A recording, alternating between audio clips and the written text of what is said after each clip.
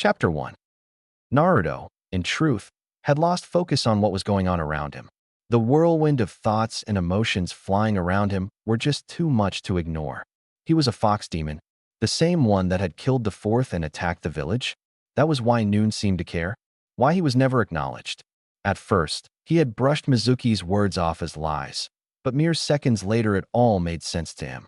The hatred directed his way for seemingly no reason, the coldness, the disgust. It all fit with what Mizuki was saying. He was a demon. He had killed. He vaguely recognized Mizuki announcing his attack and launching the shuriken at him, and for some reason, he simply didn't move. Instead, he just closed his eyes and waited. It wasn't that he had made a conscious decision not to move, or at least, he hadn't consciously had the thought that he wanted to die. Nor was it that the attack was coming too fast for the blonde genin to dodge.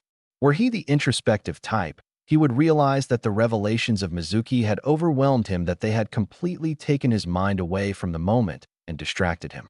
It was just too much. Thud. The blonde waited for the pain to kick in.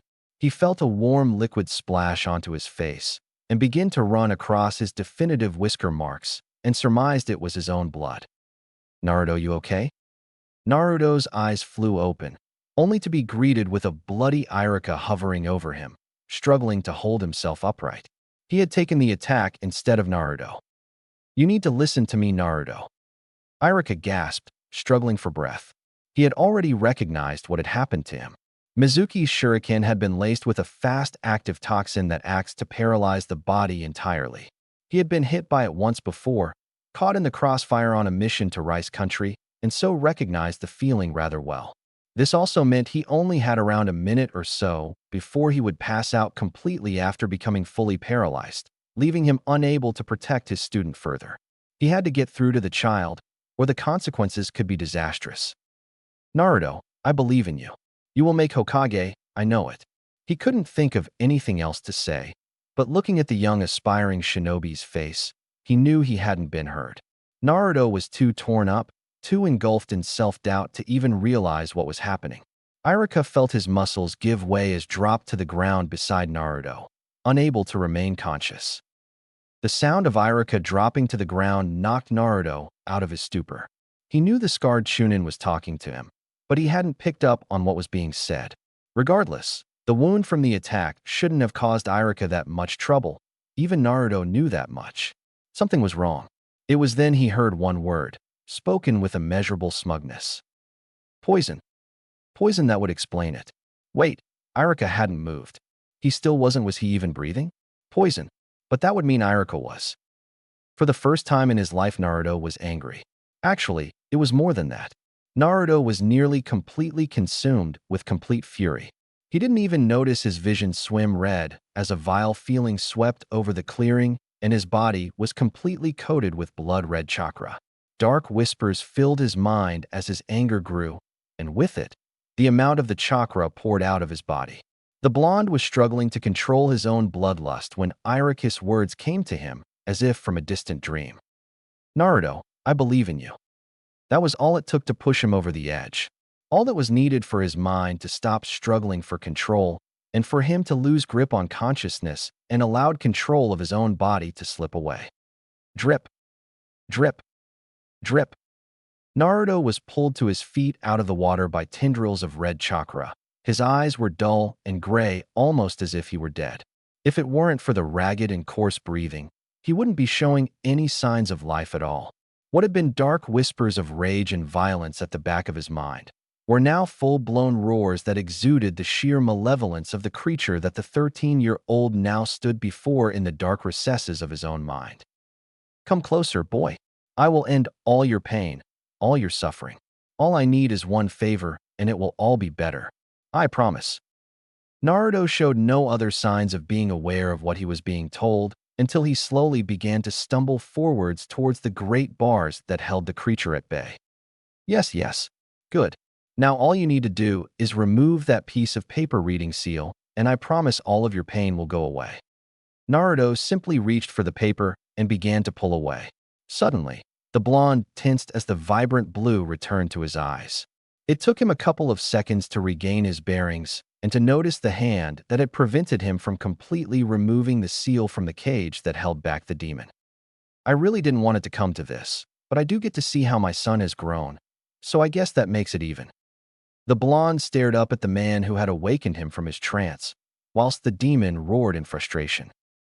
Yondaime-sama. Chapter 2. A Heritage Revealed.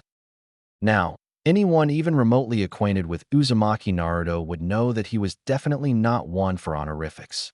He could face down some of the most powerful ninja the world had ever seen and brush them off with a vaguely rude nickname, and his relationship with the Sandaime Hokage was evidence of that very fact.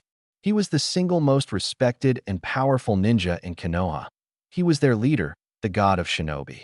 However, despite knowing every jutsu in Konoha, training the Sannin, and surviving all of the great shinobi wars, to Uzumaki Naruto, he was quite simply the old man. So when the same Uzumaki Naruto was faced with Konoha's own Namikaze Minato, the Yellow Flash, it was a testament to Naruto's respect and admiration for the man that all Naruto could muster was an awed Yondaime-sama. Naruto himself was still trying to understand events himself. All he could remember before being faced with the image of the Yondaime was learning the Kage Bunshin and Iruka and Mizuki turning up. The rest of the memories hit him like kunai, each one driving itself deeper into him than the last. That feeling from before returned. He was angry, hurt, and confused all at the same time. It began to build once again, and once again red chakra began to creep beyond its boundaries towards the distraught boys. Naruto, you need to calm down. Naruto's eyes darted upwards back towards the Yondaime, who had placed his hand on the other blonde's shoulder, and the red chakra began to recede, resulting in another cry of frustration from the Kyuubi.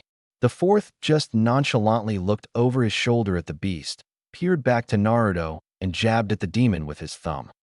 He sure is a noisy one, isn't he? What do you say we go talk somewhere else? Naruto could only nod as the Yondaime took Naruto's arm, and the two appeared to phase out of existence, causing the Kyuubi to cry out once more. Naruto looked around at his new surrounding quietly. For the first time in his life, he didn't have anything to yell about. No message of defiance to scream out to the world. He glanced to the man standing in front of him and didn't know how to react. The Yondaime was standing right there in front of him, and he barely even reacted. It was only when the former Hokage began to speak that Naruto even made eye contact with him. Naruto, I know that you've been through a lot tonight. I understand that you're in pain and that you lost someone important to you. But I need you to listen to what I have to say to you. I don't have much time until my chakra runs out, and I have to leave, okay? The blonde in question nodded once again, but said nothing. Seeing this, Minato sighed but pressed on nevertheless. First of all, I want to clear up what happened on the night of the Kyuubi's attack. I did not transform the fox into you.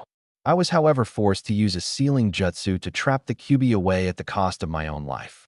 Unfortunately, a demon of Kyuubi's power is far too powerful to be contained in just anything. To be sealed securely, it need to be trapped inside of a newborn human baby. That baby was you. Naruto's gaze fell downwards again, focusing on where the floor should have been. But I still don't understand. Why did it have to be me? Why pick me? But he was interrupted by the late Kage's hand grasping his shoulder reassuringly. Naruto looked up towards the Yondaime, who sported an ever so slightly cocky grin. Well, I couldn't trust such an important job to any old kid. The kid I chose needed to be strong enough to keep that fox locked away for good. So then, who better to choose than my own son? Right, Naruto? Naruto's eyes never left the Yondaime's face. He desperately searched for any trace of deceit in the man's face, but could find none. The son of the Yondaime? Naruto's eyes widened slowly as the news sunk in. Minato grinned even wider when he saw his son's reaction. He had been afraid that Naruto would have been angry with him, or even rejected him altogether. But there was too much Kushina in him. Of course, he had been watching over Naruto all this time. And even though it infuriated him, he could do nothing aside from watch his son endure treatment that would have broken any normal child. Naruto was never beaten or abused, even verbally. But some would argue that what Naruto endured was even worse. He was quite simply ignored. As far as the rest of the village was concerned, he never existed. Noon made eye contact. Noon would talk to him. For years, The closest thing to attention Naruto got occasional visits from the Sandaime side were hushed comments made when the villagers thought he was out of earshot. The tall blonde-haired shinobi's image started to fade, and his demeanor became serious as he realized he was nearly out of chakra. Naruto, I'm almost out of chakra. I need to reseal the Kyuubi's chakra before I run out. His fingertips glowed blue with sealing chakra as he reapplied the seal to Naruto's stomach. Your mother and I are proud of you, Naruto, and we always will be. We'll be watching you when you make Hokage. I love you, son. Naruto rushed at the fast, disappearing figure of his father, his arms outstretched, as if he was going to try on grab him to prevent him from leaving. Wait, but his father had already gone, and the formerly white room began to fade to black as if he had been knocked unconscious.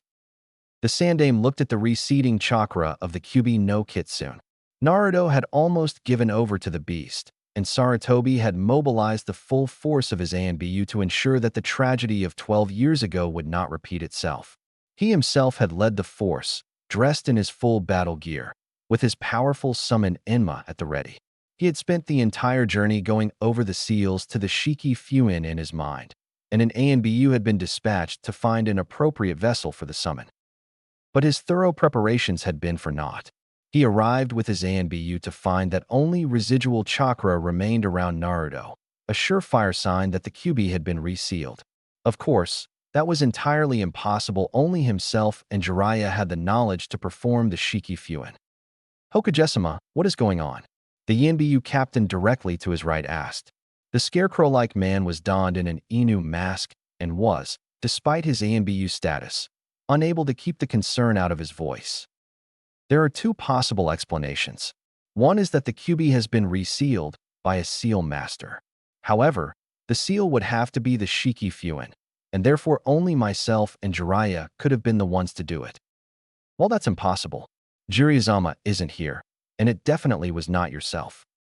Indeed, replied Sarutobi, that would leave one more explanation, and that would be that Naruto himself managed to resist the Kyuubi's power and is forcing the chakra back through willpower alone, which I'm sure you'll agree is. The two were interrupted by the sound of Naruto collapsing to the ground.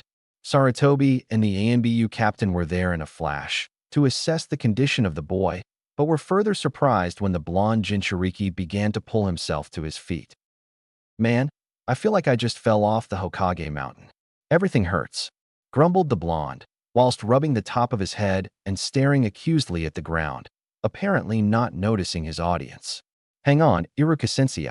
Naruto for the first time looked up, coming eye to eye with Sarutobi Hiruzen. Hokage, Iruka-sensei, he Naruto began frantically. You don't need to worry, Naruto. Iruka will be okay. He is on his way to the hospital. Now do you mind if I look at your stomach? I just need to check something. You want to see my new seal? A relieved-looking Naruto asked. Sarutobi was forced to stop to think about his next move. He knew from an awakened Iruka that Mizuki had told the boy that he had been transformed into the Kyuubi, not that the Kyuubi had been sealed. He also said that the seal was new. That made no sense. There was no evidence that anyone had placed a new seal on him. There wasn't even evidence that anyone but Naruto and the two Chunin instructors had been here. Regardless, he needed to check the safety of the seal anyway. Yes, Naruto, I need to check it to ensure it is secure. Naruto simply lifted his shirt, revealing the Shiki Fuin, still glowing a deep red. Sarutobi was taken aback. The seal was freshly sealed. Not only that, but it was exactly as it was the night of the sealing, when Jiraiya and himself had checked over it. There were no signs of the usual seal decay that should have been there, and the decay that had already been there. He needed to exactly what had happened. ANBU, you are dismissed, and shall return to your normal duties. Everything you have seen here is in strength secret. The punishment for revealing it is, as a result, death. Naruto is exempt from this. And with that he turned to Naruto. Unfortunately, we need to talk in my office before you do anything else. I know you want to go see Iruka, but it will have to wait. I am certain you understand how serious this situation was, and still is. Sarutobi looked over the boy's tattered clothing, before adding, you have half an hour to get a change of clothes if you wish. Sure, Gigi. Chapter 3. Sarutobi studied the portfolio open in front of incredibly carefully. Inside lay the images and profiles of some of his most capable and perhaps more importantly, his most trusted shinobi. Should there be a mission of high importance, these were the ninja that would be called upon to do it. Of course, there were a range of skill levels and abilities, from Yumino Irika to Hatake Kakashi. Just about every possible mission or task that needed to be undertaken was covered. These were truly his best of the best. However, the latest task that would be assigned to one of these exceptional shinobi was proving to be particularly hard to match a profile to. It was to be a long-term mission of the highest importance, and therefore would be shranked, meaning the mission details would be off-limits to all but Sarutobi himself and the ninja undertaking the mission. Normally, this kind of mission would be left to the likes of Kakashi or some of the especially high-ranking ANBU. However, the Cycloptic Jonin was due to take a Genin team in precisely a week, so he was out of the running. Not only that, but this mission was of extreme importance to the Sandaime himself, and as much as it pained the Veteran Hokage to admit it, there were too few ANBU that he could fully trust to be able to use one of the higher ranked for this mission. He had narrowed down his choices to two candidates. They were both Tonkubetsu Jonin rank. One was still part of ANBU, the other part of the interrogation and torture department. Both were of adequate ability to fill out the role. However, as memories of both candidates began to fill his mind, one candidate in particular began to stand out from the other. A slight smile found its way onto Sarutobi's face as he rose from the chair in his office. He would have the shinobi summoned immediately. Uzumaki Naruto, however, had a very different dilemma. After his brief conversation with the Sandaime about the events of the previous night, he had been informed that the formation of Genin teams was being held back by a month. This would normally have outraged Naruto, but after that night's events, even he had reached the limit of his stamina, and therefore the consequences of that particular announcement were not realized until midway through his breakfast. Of course, the realization had not been subtle, and as a consequence he was now being forced to eat breakfast at Ikaraku's. Also, if anyone were to ask if he knew anything about the Hokage's underwear being dyed orange, it wasn't him. He wasn't even there, okay? The delay in the creation of the Genin teams left him with absolutely nothing to do for a whole month, besides having to meet with the Hokage in the afternoon. And possibly again once the orange underwear he had nothing to do with was discovered. It didn't take him long to set his sights on what he wanted to do. Train. And then train some more. But that led to another problem. What should he focus on? While he was confident of his skills, he wasn't arrogant and not to believe that he didn't have any faults. His jutsu range was decidedly poor compared to the rest of the graduates. Most of the clan heirs had training in their family jutsu, as well as the academy jutsu. Even Sakura had a few jinjutsu to her name. Not to mention, he had no formal taijutsu style to speak of. He knew the katas to the academy style, and could perform them reasonably well. But despite this, every time he tried to spar using the style, he couldn't seem to get the movements to flow together. Whilst he could try and learn some jutsu, or a taijutsu style, these things required a teacher. He would need to find someone who not only was willing to actually teach him, but someone who had the time. The only person who could fit the bill was Iruka Sensei, who had already thrown himself back into teaching at the academy. But Naruto knew what his reply would be should he ask him. Irika would simply tell him he had to improve his basic knowledge and skills before he could be taught the more advanced things he craved to learn. This led Naruto to a conclusion that he had been trying to avoid. He would have to go back and learn the basics. The blonde let out a groan in between mouthfuls. This was exactly what he had been so happy to get away from. All the boring reading. He couldn't see the point. Stuff from books can't be that important for being a ninja. That stuff was for posers like Sasuke, who cared about class rankings. But then a thought crossed his mind. His father, the Yondaime, had graduated top of his class, and 2 years early on top of that, which would have meant that he would have had to have been really good at everything, even the book stuff. His father had told that he was proud, but would he still be proud if he could see him now? Still in denial about one of his most glaring faults? Naruto stood up as he finished his last mouthful of ramen. He had promised more than once to surpass all the previous Hokages, including his own father, and he wasn't going to stop until he had. And besides, since when did Uzumaki Naruto break his promises?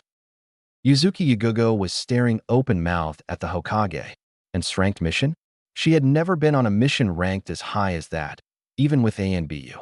And the Hokage had already told her that it would be solo and outside of ANBU. which meant it would go on her official record and be public knowledge that she had completed such a mission. She didn't know whether to be ecstatic or terrified. Now, Yugo-osen, I would suppose that you are wondering what your mission objectives are, correct? Hi.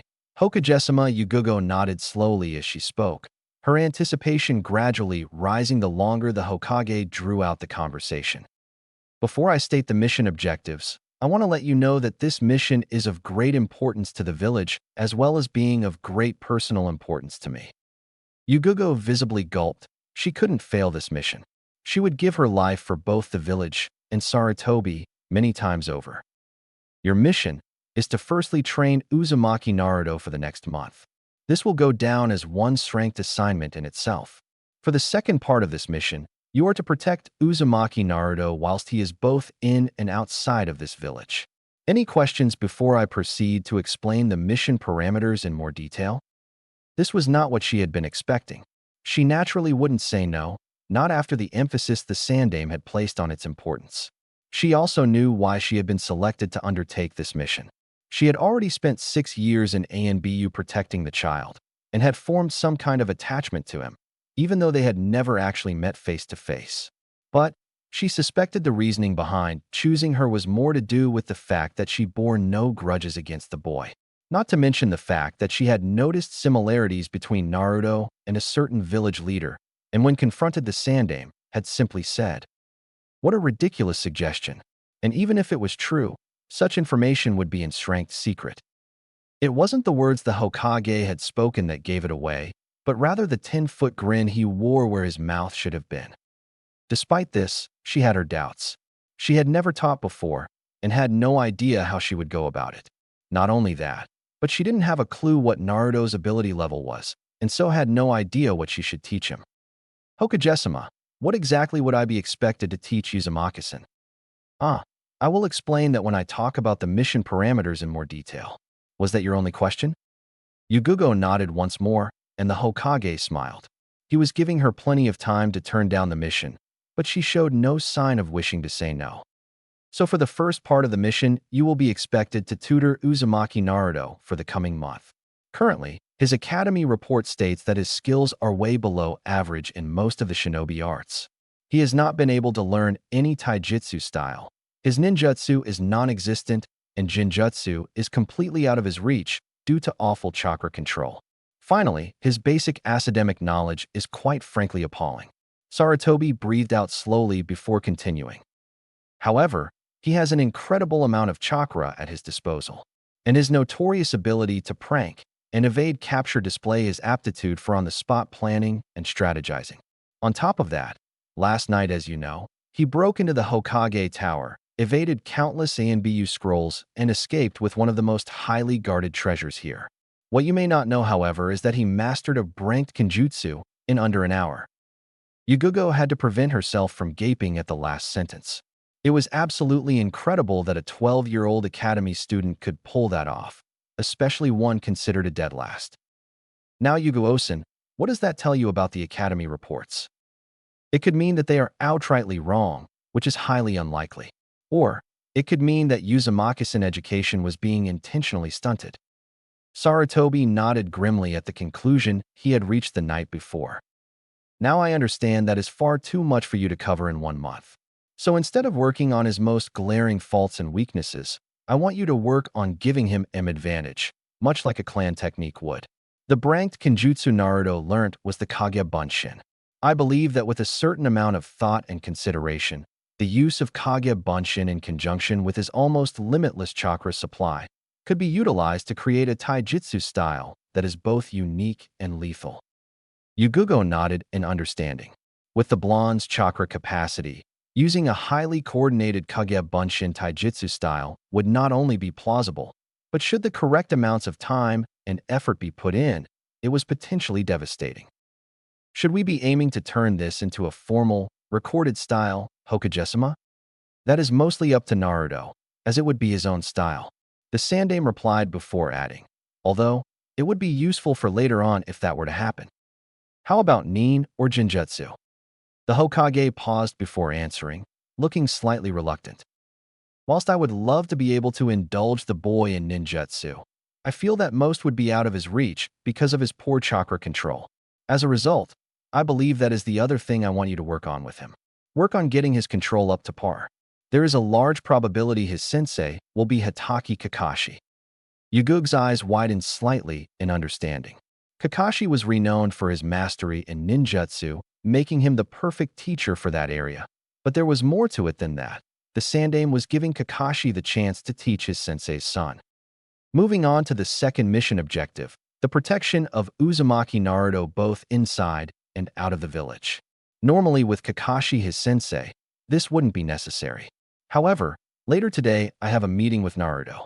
There I will discuss whether or not he wishes to release information with regards to his heritage. Should it be decided that the information will be released to the general public, Naruto will become a target. Yugugo was stunned. Iwa and Kumo were both famous for their disdain for the Yellow Flash, and they alone were a significant threat. This was before you counted the endless enemies the Yondaime made amongst the criminal underworld. However, this is a separate mission from training Naruto. I have two other candidates who I trust and not to carry this out. If you are to accept this mission, I will require your commitment in improving your own skills in order to be able to combat any threats that come Naruto's way. The Hokage paused before looking straight into Yugu's eyes. Do you accept the strength assignment of training Uzumaki Naruto? You will be paid accordingly throughout the duration of the mission. Also, as it is a strength mission, the details are confidential to all but you and myself. The Sandaime asked, his voice taking on a commanding tone that didn't quite fit the aging man behind the desk. Hi, Hokage-sama. Yugugo replied, slightly unnerved by the fact his gaze never once wavered as she answered. Do you also accept the long-term assignment of protecting Uzumaki Naruto from harm until otherwise stated by the current Hokage? You will be paid for a long-term strength assignment, and a special commendation will appear on your record upon completion. It took Yugugo slightly longer to answer the Kage this time, but in truth, she had already made up her mind. Hi, Hokage-sama. I accept. Chapter 4. Naruto sat outside the Hokage's office anxiously fidgeting, seemingly unable to be still for more than a second. He was waiting for the Sandaime's current appointment to finish, so he could talk to him further about his heritage and the Kyuubi. All that had been said the previous night was merely confirming what Naruto had already found out from his father. The Sandaime was especially adamant that the blonde knew he absolutely was in no way the Kyuubi itself. However, the Hokage had left him both confused and worried about what was going to happen in this meeting. The old man had spent the entire time the previous night, going from looking downright angry to incredibly sad, as Naruto recounted the events of that night and the reasons behind his thoughts at the time. Although the blonde didn't quite understand why the Sandaime was reacting to his explanation in the way he was, this wasn't what troubled him the most. It was what the Hokage had said as the meeting finished. It was after he had been dismissed and wished a good night and was on his way out of office, just closing the heavy double doors behind him as he left when he heard the Sandaime mumble in an unusually serious tone. There are going to be some long overdue changes in this village. I won't stand for the blatant defilement of a hero's dying wishes any longer. Initially, Naruto began to conjure up thoughts of the Sandaime ordering the execution of the demon. But as quickly as the thought had slithered into his mind, it was crushed by his own faith in the old man. Regardless, it was a fairly ominous statement, and it had Naruto wondering at the possibilities. Fortunately, he was not left to wonder for very long, as his thoughts were interrupted by the telltale creaking of the Hokage's office doors. Naruto looked up in curiosity to catch a glimpse of the person that the Hokage had been having such a long meeting with, and was immediately drawn to the woman's striking purple hair. He could tell she was a shinobi, both by the high-tie strapped round her left bicep and the pure white grip of a katana emerging from behind her right shoulder. She noticed him looking and smiled at him as she walked, causing Naruto to double-take. It was relatively unheard of for a citizen of Konoha that he never met before to smile at him as they passed. In fact, he was pretty sure only Iruka Sensei and the Hokage had done that before. So surprised was he that by the time he had gathered his thoughts enough to smile back, the woman had already passed by. However, before he could dwell on it, he heard a familiar voice beckon him into the office. He got up and put on his best grin to hide his slight anxiety. Yugugo couldn't prevent the frown from appearing on her face after seeing Naruto outside of the Hokage's office. He was so taken surprised just because she smiled at him. It wasn't right. She couldn't help but feel a slight twinge of guilt at the fact that she hadn't done any more for him, especially even after she had worked out who his parents were. She could only hope that Kushina Sensei would forgive her. But Ajisen, I thought you said it was a secret? It was made a secret for your own protection. Your father had made many enemies as the Yellow Flash, and most would still be eager to take a shot at him through his only child. However, you are now a Genin, and about to move on to the next stage of your shinobi training where you will be under the supervision of an experienced Jonin. This should deter most potential threats. The Sandaime explained, his eyes monitoring Naruto's reaction carefully. Naruto frowned. It would mean that finally, he had some chance of at least perially gaining the acceptance he had craved for as long as he could remember. A large part of him was screaming for him to say yes to the Hokage that moment and bask in any newfound acceptance. However, an even larger part had another concern about revealing his heritage. I dunno.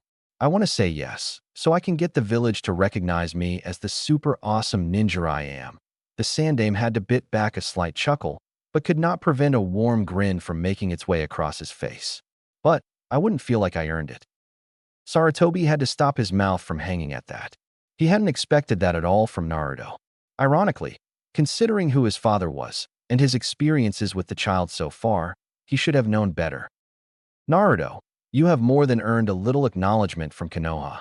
The way you have been treated since you were born is unacceptable, yet you have weathered anything thrown at you with a smile and a promise to change their opinions. Not once have you shown anger or aggression towards any citizen, no matter how much you were provoked. Case in point, I know exactly why you wear that jumpsuit, Naruto. And you know it's not because of the color. The blonde opened his mouth to argue that orange was a kick-ass color, which he truly believed, but a stern look from the Hokage told him that the old man already knew the other reason Naruto wore the poor excuse for a shinobi outfit. Whilst Noon had been outright violent against him, that didn't stop people from trying. The stupid ones were dealt with by ANBU. However, a more subtle form of causing the blonde harm was concocted. Rather than outright attack him, they sabotaged his chances as shinobi. Academy teachers damaged his learning, and poor quality gear was sold to Naruto intentionally. He wasn't aware of the majority of this, as it was well under the radar, so to speak. One man, however, was not quite so sly. He refused to serve Naruto the clothes he wanted to buy outright, and instead presented him with the jumpsuit, telling him maybe a foreign shinobi will use you for kunai practice. Wearing that thing, there will be nowhere to run and no way to hide. Naruto had typically retorted with all his normal brashness and bravado, and had stubbornly refused to wear anything else. He would be so good, I won't need to run or hide. Despite his words, what the man said had hurt. It still did, yet he refused to give up on proving the man wrong. He stole a glance up at the Sandaime, only to go back to staring at the floor in a split second. The old man was still looking at him with that knowing look, just daring him to argue. He didn't know how the Hokage knew about that, let alone seen through his bravado, but he did, and he had, and Naruto could find no way of arguing with the Sandaime before the elderly Kage resumed speaking. Besides, I know you're intelligent enough to realize that the entire village will not miraculously grant you their unconditional adoration. More likely, it would mostly level the playing field, so to speak. Rather than outright dislike you, you would have the opportunity to earn the village's respect. Naruto frowned as he leant back in his chair. He couldn't argue with the Sandaime on any of his points, yet he didn't feel particularly comfortable thinking about what the old man was suggesting. It felt far too much like cheating. Naruto nearly sighed again before realizing just how much he would sound like Sasuke if he did. Eventually, he came to a decision. He looked straight into the Hokage's eyes and nodded cautiously before speaking. Okay, Ajisen, if you think that's what I should do, then I trust you. Well, tell the village about my father on one condition. Sarutobi couldn't prevent the surprise from showing on his face, as Naruto yet again came out with the unexpected. He subconsciously edged to the edge of his seat as he awaited Naruto's terms. You have to promise to hand over that hat, and treat me to all the ramen I can eat at Ikaraku's. The Hokage instinctively palmed his wallet and clutched it protectively before an idea formed in his mind. But Naruto, if I were to make you Hokage now, you would be too busy doing boring paperwork to train with the new sensei I found for you. The blonde's eyes nearly bulged out of their sockets at the Sandame's words. If he was getting a sensei, that would mean jutsu. Real, kick-ass jutsu like shooting fireballs or making lightning shoot from his fingers. But then he had another thought, as he remembered his time at the ramen stand earlier that day. His taijutsu was shocking, as was his overall ninjutsu. However, he had already realized that despite his wishes to learn more techniques, he needed more basic knowledge about chakra and more practice with seals before he could really start to learn jutsu, and even then it would be slow. A sensei would be able to help him with taijutsu forms and katas, and before meeting with the Hokage, he had already spoken to Iruka about having one-to-one lessons to improve his knowledge. Once he had gotten on par with the other children, then was when he could begin to learn the awesome jutsu that he wanted. Sarutobi watched the young shinobi before him go through the motions in his mind, seemingly having forgotten that the Hokage was even there. Naruto had obviously done some heavy thinking about his skills since the previous night's run-in with Mizuki. The Hokage was already aware of his new arrangement with Iruka, which both surprised and pleased him in equal measure. And as he watched Naruto force back his obvious excitement at the opportunity to learn new jutsu, a craving Sarutobi recognized well after having trained both Jiraiya and Orochimaru, and truly think about the training he actually needed, he couldn't help but feel proud that the growth that the boy was showing. I thought you might be interested in that piece of news. Your new sensei is to train you up for the next month in preparation for your placement into a Genin cell. The Hokage watched as Naruto's levels of excitement began to rise once more. You will meet and begin working with your new sensei in 3 days' time, as she needs adequate time to prepare a schedule for you. Naruto asked, obviously slightly put out that they could not get started right away. Yes, Naruto, a she. Her name is Yuzuki Yugogo, and she is an ex-ANBU operative, which means she is incredibly skilled and not to be taken lightly, understand? The blonde nodded, slightly awed by what the Hokage had just told him. Now then, we will discuss the details of revealing you parentage later on. You are to meet Yugogo at Training Ground 56 in 3 days. In the meantime, I believe you have an appointment with a certain academy teacher to be getting to. Sarutobi chuckled out loud as Naruto hurriedly excused himself and rushed out of his office, nearly flattening the secretary on the way out. Hokage-sama, it's word from one of Jiraiya-sama's toads. The brunette stepped aside as a small toad hopped from behind her into the room and left, shutting the doors behind her. Sarutobi turned his gaze to the amphibian, indicating for it to speak. Jiraiya says he is returning home to meet with you personally. It's about Uzumaki Naruto. Sarutobi's eyes widened as he heard the toad's next words. Uzumaki Naruto and Iwagakure. 2 days later.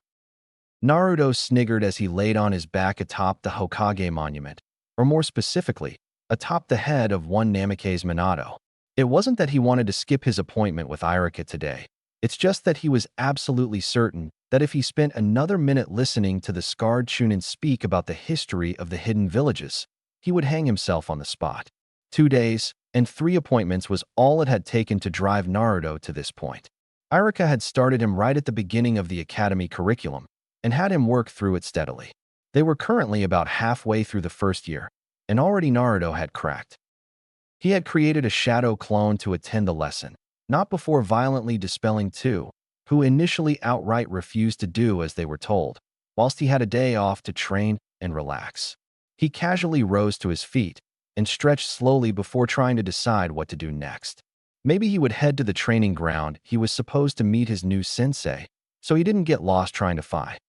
The blonde hissed at the pain that flared in his head as his brain flooded with memories that didn't belong to him. Why did Iruka Sensei have to hit him on the head for? All he had done was pretend to fall asleep as he was talking about how the Nidame Mizukage fought against the Sandame and lost because the Sandame used his monkey summon. Naruto's eyes widened as he realized exactly where that memory had come from. Chapter 5. Naruto was frozen in place, shell-shocked as the possibilities of his new discovery rushed about in his mind. He had gained the actual memories of his clone. The first idea that came to his head was naturally training. He quickly wondered if he not only gained the memories, but the experience of the clones created by the Kage Bunshin. Would it work to improve his chakra control? Could he use it to help with the physical side of training? Or was it simply memories that he could use to study without actually needing to personally study? Would it work with more than one clone at a time? He grinned widely as he placed his hands in the ram seal to experiment.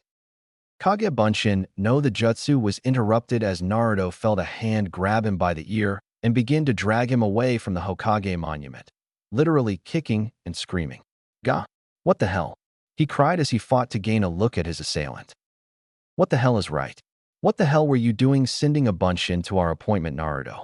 I had your word that you wouldn't let me down. Naruto had no reply. Iruka Sensei was right. He had promised to take the lesson seriously, and he had broken that promise. It went against everything Naruto stood for. Not only had he broken a promise, it had been to one of the few people that truly cared about him, and Naruto had repaid that by betraying his trust. The Chunin looked down at the blonde in front of him, staring at the ground dejectedly. He could quite plainly see that Naruto felt mortified about what he had done. Iruka had worded his accusation specifically to produce that result. Naruto needed to take this seriously in order to be even slightly equal with the rest of the graduates. Even so, he couldn't help but feel guilty looking at the child he had come to see as something of a younger brother. He sighed out loud. He must be losing his ruthless streak as a shinobi from spending so much time at the academy. Listen, don't worry about it. We'll just go back now and cover the stuff again. And if you finish it all, I may just take you to Ikaraka's afterwards. Iruka watched the boy visibly perk up before grinning as if he knew something that the Chunin didn't. Well, about that Iruka Sensei, I just found out something cool about the Kage Bunshin. The Konoha Shinobi Library was completely abuzz with activity. Inside, in the novice and academy student section, a dozen orange blurs bounced from shelf to shelf, gathering up books that appeared useful. One solitary figure was directing the veritable army of orange. You heard the boss. Look for the books that Iruka Sensei recommended. 3 of you take stuff about chakra, 3 of you take history, 3 of you take the basic shinobi skills, and the last group take basic strategy and tactics. Even though he was answered with a chorus of grumbles and complaints, the clone that the original Naruto had left in charge was impressed with how impressive the clones were. If this worked as well as he thought it would, Iruka Sensei told him he could probably cover the entire academy curriculum in only a week. Originally, he was going to use more clones, but Iruka Sensei was really insistent that using loads of Bunshin must have some negative side effects, and he should ask the Hokage before using any more than the dozen he currently was. Despite this, the clone was certain that the amount being used at the moment was enough to get the job done. He watched as the clones conquered the study tables in the room and got to work, each taking a book from the enormous pile they had collected. Once satisfied the clones were working as they should, he turned to his attention to his own small pile of reading. Whilst Naruto had pushed ninjutsu down on his list of priorities, it was still eternally fascinating to him. The things that could be accomplished were beyond belief, and even though Naruto knew he needed to improve heavily in other areas before he could begin to learn jutsu, he was still curious. So, as soon as he thought Iruka Sensei wasn't paying attention, one clone was hinged into a perfect copy of the Chunin and given orders to look in the area reserved for Chunin for basic ninjutsu scrolls. As a result, this clone now held a selection of crank ninjutsu scrolls and the task of committing as many as possible to memory so they could be learnt when he was ready. The clone took a look at the pile before him and picked a scroll at random. Crank, futon techniques. The clone frowned slightly. It wasn't exactly as cool as fireball and lightning bolts, but there had to be something cool in there somewhere, right? Iruka couldn't help but be impressed at the possibilities of the Kage Bunshin that Naruto had uncovered. It was a pity more Konoha shinobi didn't have the chakra capacity that Naruto had, so that the Kage Bunshin could be utilized correctly. After visiting the Hokage with Naruto about his discovery, they had decided to keep with a maximum of a dozen clones, much to Naruto's frustration. But in turn, Iruka had conceded to allow him to use the clones to study, whilst Naruto focused on something else. The clones would work independently, but were under orders to dispel themselves if they encountered something that they didn't understand or had a question. That way the original would be able to ask Irika for help. They were also to periodically dispel at different intervals, both to ensure that they wouldn't run out of chakra and also to prevent an information overload from dispelling them all at the end of the day, a danger the Sandaime had warned them of. Irika and the original Naruto had decided that since the clones were studying in his place, the two could work on something else. The pair had decided that since Naruto was going to be working with a new sensei the following day, they wouldn't work on anything that would impose on any plans they would have for taijutsu or ninjutsu. As a result, the two were standing in the academy training grounds, having decided to work on chakra control. Naruto, I presume you're able to do the leaf exercise? Irika chuckled as Naruto nodded indignantly, outraged at what Irika was implying. Irika just smiled before he continued. Well then, what we are going to do is a simplified version of a Yinbu training exercise. Naruto watched curiously as Irika produced a bag of ping-pong balls. Now, what I'm going to do is throw several of these balls to you, and all you have to do is use chakra to catch them and stick them to you.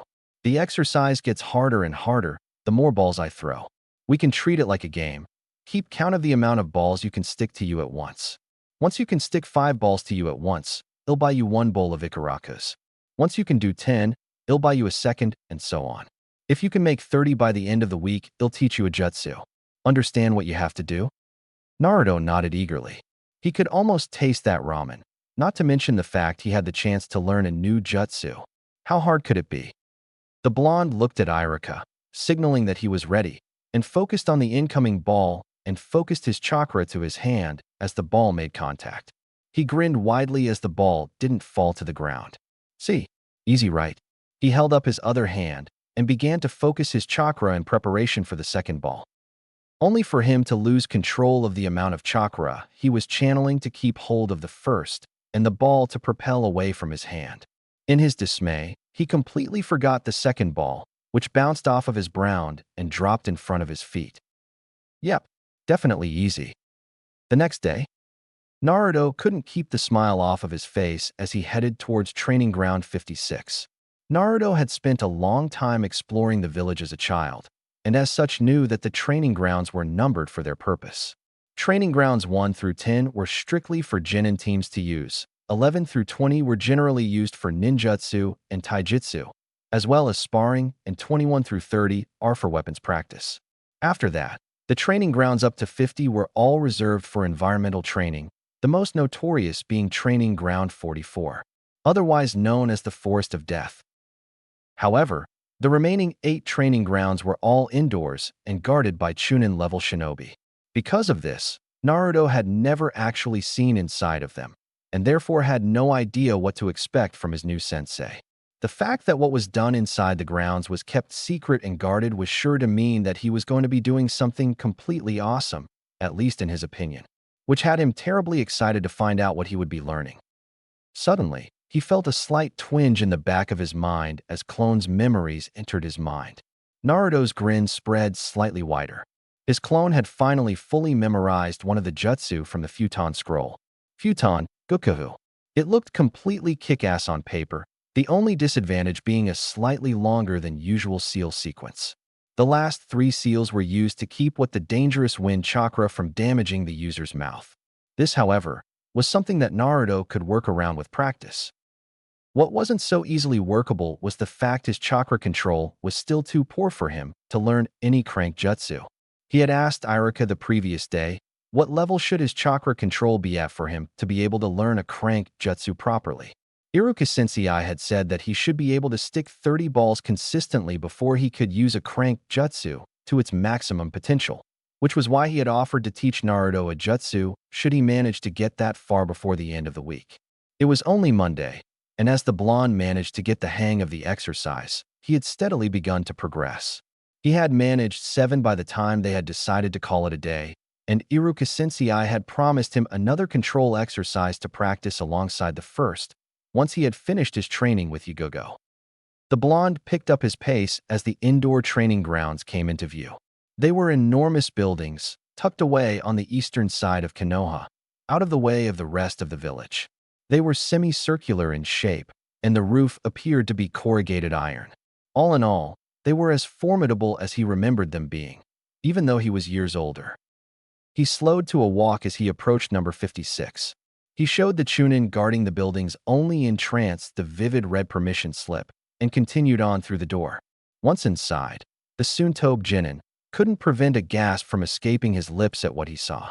The floor was lined with lush-looking synthetic grass that looked and felt entirely real. The only giveaway being how entirely perfectly kept it was, considering that this was a training ground. Over to his left was a small lake, with a small waterfall running down a rock face which was gradually collecting algae. On his right, the grass abruptly came to an end about 20 meters away, and in its place was a barren-looking landscape decorated by several rock formations. The blonde child couldn't help but whistle at the scale of his surroundings. "It's impressive, isn't it?" Naruto whirled around to confront the voice that seemed to have come from behind him, only to be confronted with the purple-haired woman he had seen leave the Hokage's office a few days beforehand. "Yuzuki Yugugo, a pleasure to meet you." Chapter 6. Previously. "It's impressive, isn't it?" Naruto whirled around to confront the voice that seemed to have come from behind him, only to be confronted with the purple-haired woman he had seen leave the Hokage's office a few days beforehand. "Yuzuki Yugugo, a pleasure to meet you." Naruto paused, panting slightly, whilst uncharacteristically considering his next move. His new sensei was good. Like, really good. They had been sparring for around 20 minutes now, and he hadn't managed to land even one hit on the woman.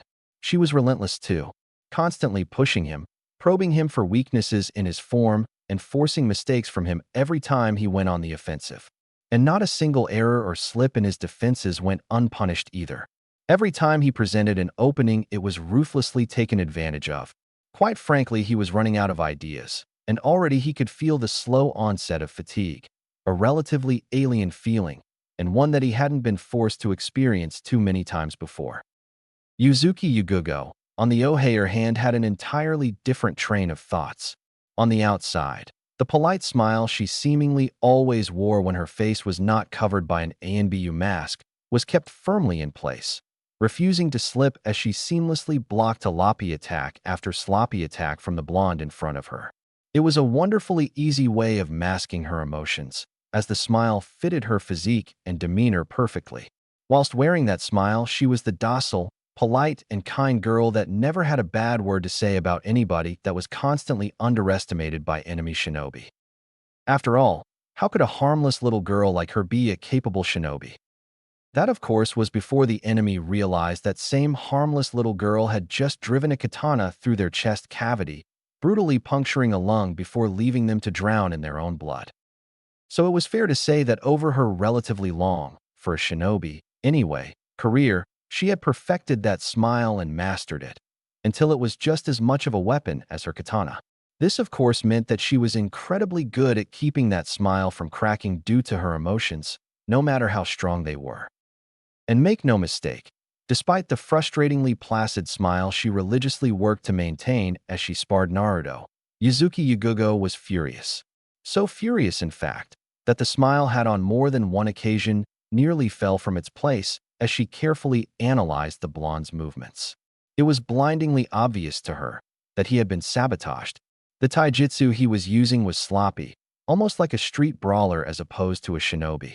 But it was not down to him not having memorized the forms he had been taught, or that he had not worked hard enough to make what he had learned instinctive. His combat instinct saw spot on too. He recognized the makings of attacks very quickly and instantly moved to counter, only to find that he could not move in the way he wanted to, or that his body was in the wrong position to defend himself. His taijutsu was as butchered as the academy records told her, but it had not been butchered by Naruto. All the signs were there. She could see where the corrections to the standard academy forms had taken place.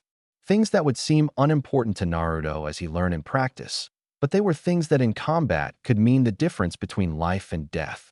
Things like how his left foot was angled 10 degrees further right than it should have been, preventing him from being able to pivot effectively. It was quite monstrous, really. They had actively altered Naruto's taijutsu in order to get him killed in the field, and she was willing to bet most of Naruto's other deficiencies could be put down to sabotage. However, this left an entirely new problem. Naruto had worked incredibly hard to make these forms almost instinct, just as he should have done, which now meant he was going to have to unlearn it, which was both a difficult and time-consuming process. He would have to practice anything she taught him, use it in spars, until it became more instinctual than what he had already learned. Okay, Naruto-san, you may stop now. I have seen enough, Yugugo said, as she eyed the slightly winded boy in front of her. His stamina was good, but clearly needed work on. Yu-Gi-Oh Sensei, you don't need to bother with all that formal stuff. I don't really like it all that much. But Uzumaki-san, that would be improper, she answered, eliciting a loud groan from the blonde. But if you insist, then I will stick to Naruto for the moment. She paused, waiting for the boy to realize she had been teasing him, and continued just as he figured it out. Now then, what did you think of our little spar? The blonde in front of her didn't need too long to come up with an answer. While my taijutsu sucks, I couldn't land a hit on you. I was too slow to react every time you attacked. I could tell you were gonna, and then, well, I couldn't move into the right position to do anything about it. You're actually more right than you realize. Your basic form is all wrong, and it is preventing your body from reacting as quickly as you want it to. I was fighting at a genin level. You should have been able to do much better. But I made sure my forms were all right. I spent ages with the taijutsu instructor getting them right. Naruto protested angrily. I'm sure you did, Naruto. Tell me, who was your taijutsu instructor at the academy?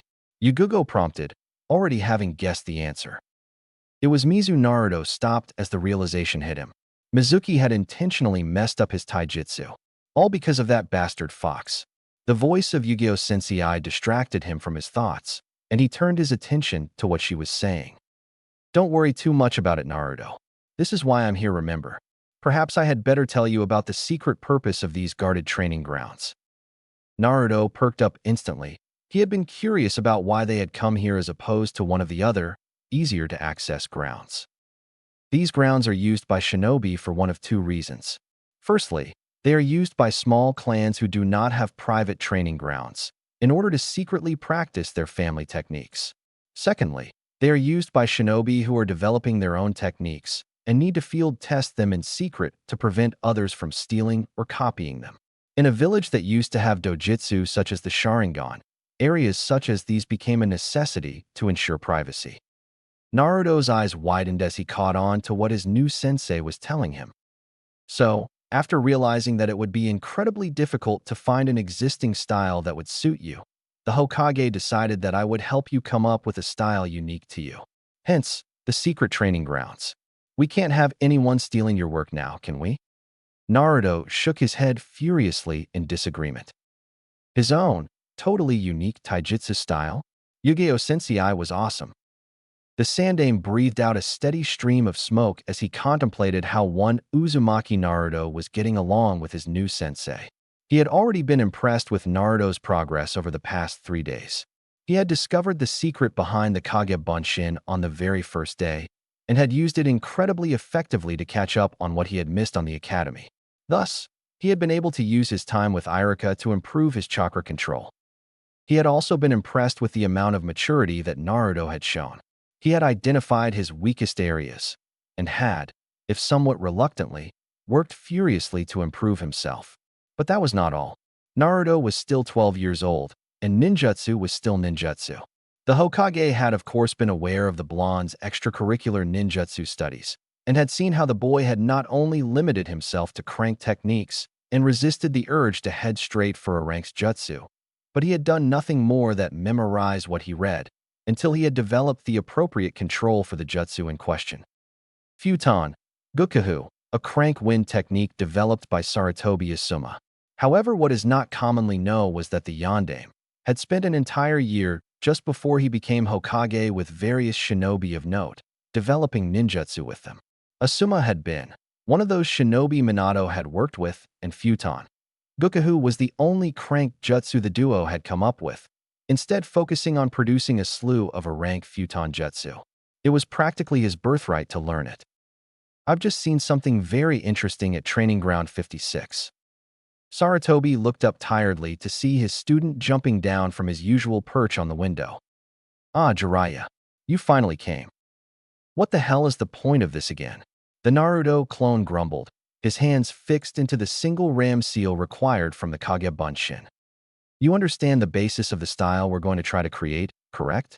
Yugugo questioned, patience not faltering, despite the fact that this wasn't the first time one of the Kage Bunshin she was working with had complained.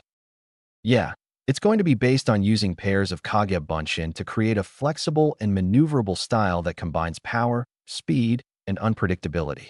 The clone replied in a sing-song voice, almost as if it was reading from a book. Correct. Now, how much control do you have over where your Kage Bunshin appear? Almost none. The clone answered, knowing it had already been defeated. He watched as Yugug's grin became slightly smug. Control over when and where your Bunshin appear is vitally important for this to work. That is where you come in. You are to practice focusing on where the Bunshin appear in relation to the original. The second clone is working on being able to delay how quickly the Bunshin appears, allowing for even more unpredictability, a key element to the style you are trying to create. The Bunshin muttered and grumbled under his breath, and whilst Yugugo suspected what was said wasn't exactly polite, the clone got back to work, focus, at least momentarily, renewed. She glanced over to the original Yugugo, who was working with another slightly larger group of energetic blondes, teaching pairs of them a single set move. This was the term she gave to the fundamental movements in almost all taijutsu styles, basic punches, kicks, and blocks, the building blocks of hand-to-hand combat. Naturally, he took to this far easier than he did perfecting the nuances of the Kage Bunshin. Its benefits were far more apparent. All the same, it was astonishing how quickly he learned when he set his mind to it. You're seriously thinking about putting on a team with Kakashi and the Uchiha? The Sannin inquired, as if the mere suggestion of doing so was entirely ludicrous. It's the best team for him. We can't break up other, cohesive units just for Naruto's benefit. It would destroy their functionality. Where else would he fit Jiraiya? The Hokage questioned, an unusual glint in his eye, as if he had just come up with something thoroughly cunning and evil. By the way he was openly smirking at him, Jiraiya wasn't sure he wanted to know. Sensei, Uchiha Sasuke is an exact mirror of my bastard of a teammate.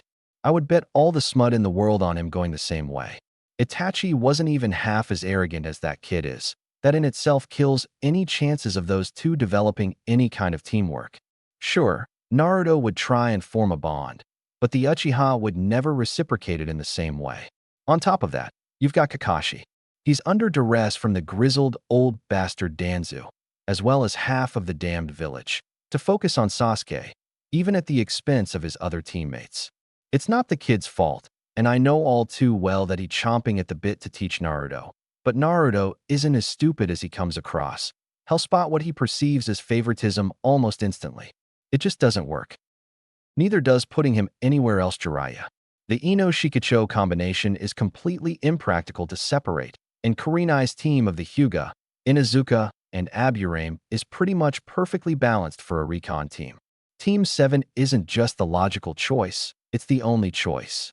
The Sandaime took a breath as he looked at the growing frustration on his former student's face. He cared so much for the boy, but had always found a reason as to why he couldn't get involved with him. Sarutobi suspected that it was initially his grieving that prevented him from taking in his godson, who bore such a striking resemblance to his father. Then, as time passed, and Naruto's life became progressively worse, it was guilt that kept the Sannin away.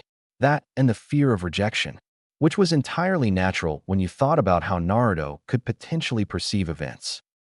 No matter, it was time for him to go in for the kill. Of course someone could take the boy as an apprentice. Jiraiya looked like he had just been winded. He opened his mouth repeatedly, before closing it immediately after, genuinely lost for words.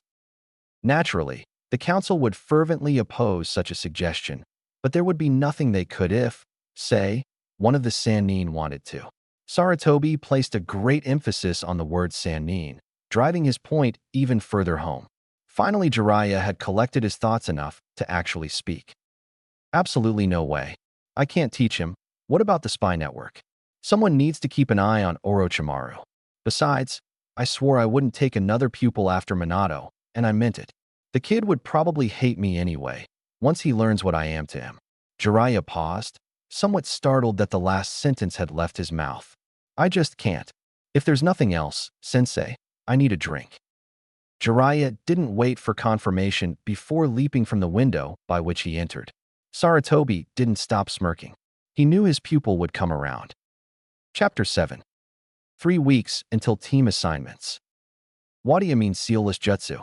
Naruto asked while scratching the top of his head, his face scrunched in confusion. Yugugo frowned, as he saw yet another example of Naruto's lack of basic education. The theory behind sealless jutsu had been covered in the 4th year of the academy.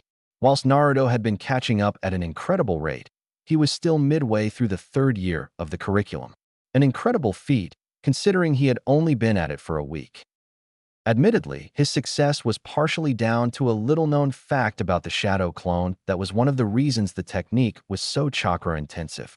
The clones the technique produces have a single-minded focus on the task given to them by the creator. The clones Naruto had been created lacked Naruto's short attention span and poor concentration.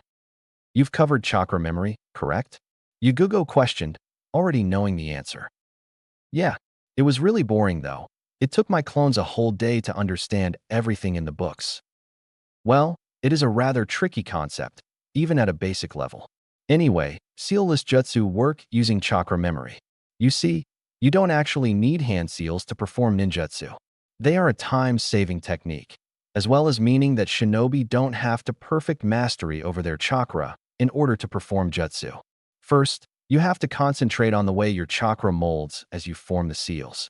You need to concentrate on exactly how it feels as the chakra molds. You follow me so far, Naruto? The blonde nodded slowly, attempting to process the information he had been given. He had improved in his knowledge over the week. However, his practical comprehension of the knowledge needed to be improved. After all, it was one thing to read about doing something, but another thing to actually do it in real life. Finally, Naruto nodded more firmly to indicate his understanding before asking a question. Yu-Gi-Oh! Sensei, what's the difference between chakra control and chakra mastery?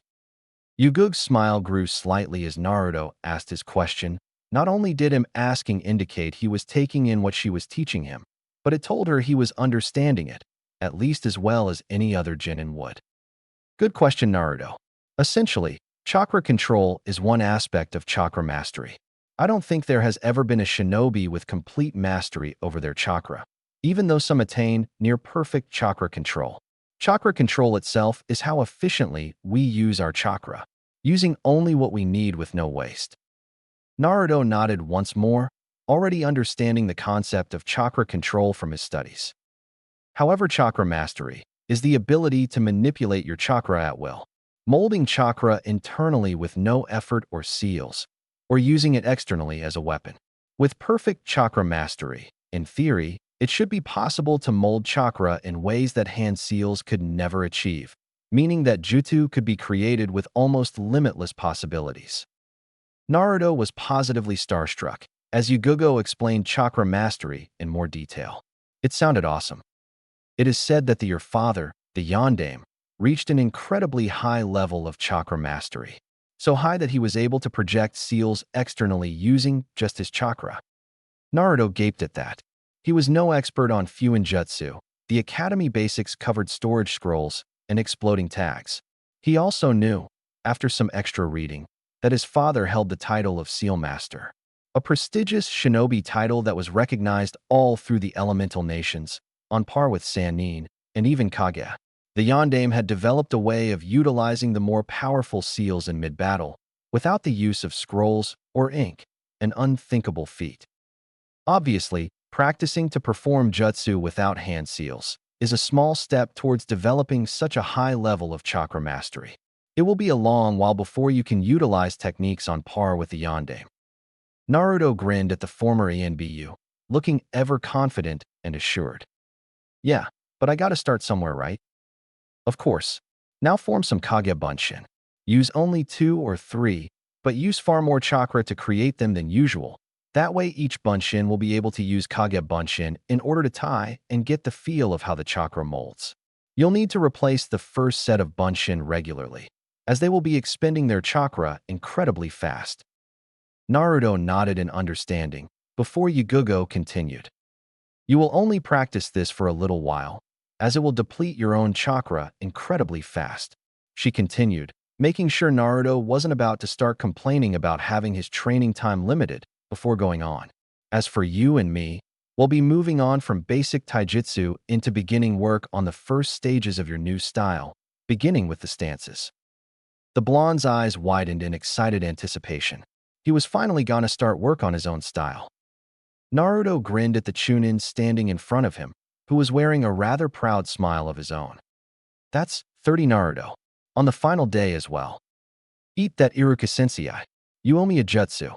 Naruto exclaimed, allowing the ping-pong balls to drop to the floor all at once, allowing them to spill away in multiple different directions. I guess I do. The Chunin replied sheepishly, rubbing the back of his head in a way incredibly reminiscent of the blonde standing before him. And I think I have something in mind. Watch very carefully, Naruto. This is one of my favorite jutsu. It's a crank right-on technique. But despite its fairly low ranking, it is incredibly useful when used in combination with Suidan techniques. Iruka flashed through hand seals, as Naruto leant forward in unconcealed anticipation.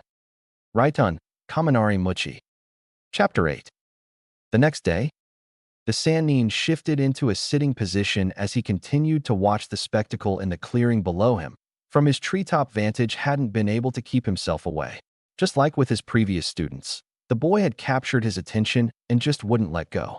Being Naruto's godfather, the Sannin was privy to information of the blonde's training. As such, he knew that Sarutobi had no concrete plan for the taijutsu style Naruto was currently coming up with. He had simply instructed Yagugo equip him with the basics, and perhaps a little inspiration, and let the creative boy run with it. And even Jiraiya had to admit, the boy had utilized his inventiveness and taken to creating a brand new style like a duck to water. He had learnt the basics, using his Kage Bunshin to a fairly advanced level, as well as the academy style. And while most people would attempt to combine these into rigid kata and combinations, the child had taken a completely different approach. Instead, he was using what he knew to create more of a fighting philosophy, a manner of combat that could be molded and adapted, one that could evolve with the shinobi learning it. This was in fact how all of the true shinobi taijutsu styles had come into being. Styles such as the Goken focus on speed and physical superiority, mastery of one's own body in order to master your opponent. Whereas his sensei's style, the Saruken, revolved around using the terrain to your advantage in order to strike the enemy from unexpected angles or from outside their field of vision. This is what Naruto had done instinctively. His fighting philosophy appeared to revolve around keeping the enemy off balance and never maintaining a rigid pattern of attacks, thus preventing the enemy from predicting your next move. This approach was supplemented by his obvious talent with the Kage Bunshin technique, using the Bunshin to work in tandem with himself to constantly keep the enemy fending off attacks from multiple directions and often at the same time. This prevented them from gaining any kind of foothold in the fight. Of course, the obvious advantages is relative to the abilities of the enemy, which is where ninjutsu and other techniques and strategies came into play. This is where approaching taijutsu as a philosophy, rather than a rigid doctrine, was essential for a shinobi. It allows the shinobi to seamlessly weave other techniques into their combat. That Naruto was approaching his training from this angle was highly impressive and spoke a lot for natural disposition towards the shinobi arts, despite the fact that he obviously lacked the natural talent of Sei and Uchiha. This is where Naruto mirrored his father. They were both as talentless as they came, but both were so driven and determined that their work rate made up for the slow learning curve. And that was the problem. He was far too much like the Sannin's old student. Even now, he couldn't help but be reminded of watching his own student train, doggedly practicing and improving until they had achieved what they had set out to. He was here out of some kind of perverse and masochistic curiosity. He knew the grief that he would face every time he laid eyes upon his godson. But he kept coming back, kept checking up on the boy every time he was in the village. And over the years, the grief had morphed into something far more unbearable. Guilt. Unfathomable guilt. He knew damned well he could have improved the boy's life, helped him escape his loneliness. But he hadn't, out of pure selfishness and cowardice. And now, he wasn't sure if any relationship with Naruto would be salvageable. How could the boy forgive him? He sighed as he watched the boy switch the focus of his training, and 10 identical figures worked through several hand seals, and all at once intoned the name of a fairly basic lightning technique. The results were mixed, but the boy hadn't used enough chakra and only managed to channel the technique through his hand instead of extending it from his hand, an obvious sign of his advancement in chakra control. However, Naruto hadn't thought about it like that. Frustration evident, he and his clones had repeated the technique several times, and each time increased the amount of chakra. Finally, Naruto had grown impatient and channeled far more chakra than he should have done. Shit. The Sannin was in motion before he realized it. Naruto had totally overloaded his technique completely, resulting in a rather impressive explosion, flinging Naruto backwards towards the forest behind the clearing he had been using for training. Fortunately, Jiraiya was deceptively fast, considering his age, and managed to catch Naruto before he struck the tree, thus preventing any serious damage. Damn, old man. You are fast. Jiraiya froze in place. The kid should have been knocked out cold for that. He hadn't intended to actually still be around when he came to. His gaze fell to the boy he was still holding in his arms, and observed the obviously impressed expression on his face. He placed the kid down so he could stand and faked a smug grin. Yeah, well, when you're the magnificent toad sage of Mount Myaboku, such acts of incredible heroism come as naturally as simply breathing. Sure, he was laying it on thick, even for him, but it should annoy the kid so much he could leave without. His thoughts were interrupted by a loud snort from the boy in front of him. Whatever, you're still an old man. Oh really? I bet I could teach a thing or two about that jutsu you were working on. After all, a shinobi of my obvious caliber must be well versed in ninjutsu. He had spoken without thinking, a habit that had long since been beaten out of him by Sarutobi. He hadn't been able to help himself. Naruto had just coaxed him into it. Really? You could really help me out? He exuded enthusiasm as he spoke, echoing memories of a certain other blonde jutsu enthusiast many years before. Yet strangely, he was not hit by the grief of losing his last student. He knew, should he actually decide to help the kid out, that once he found out how Jiraiya had left him during his childhood, he would not want to see him again. But Jiraiya still felt compelled to help the kid. He owed him that much for one. Jiraiya also held techniques that were his by birthright. But there was another reason. Rather than add to the loss that had niggled away at him since his student's passing as he had expected, just interacting with him had lessened it. Almost as if a weight was slowly being lifted off his shoulders, simply by being around the blonde in front of him. Lastly, he found that the boy's enthusiasm as completely infectious. He turned towards Naruto, who was staring up at him eagerly awaiting a response. A grin spread across the Sannin's face. So, you want to learn jutsu? Naruto panted as he raced through the seals for Raiton. Kaminari Muchi for what was possibly the 1000th time. He had to admit, Jiraiya knew his jutsu.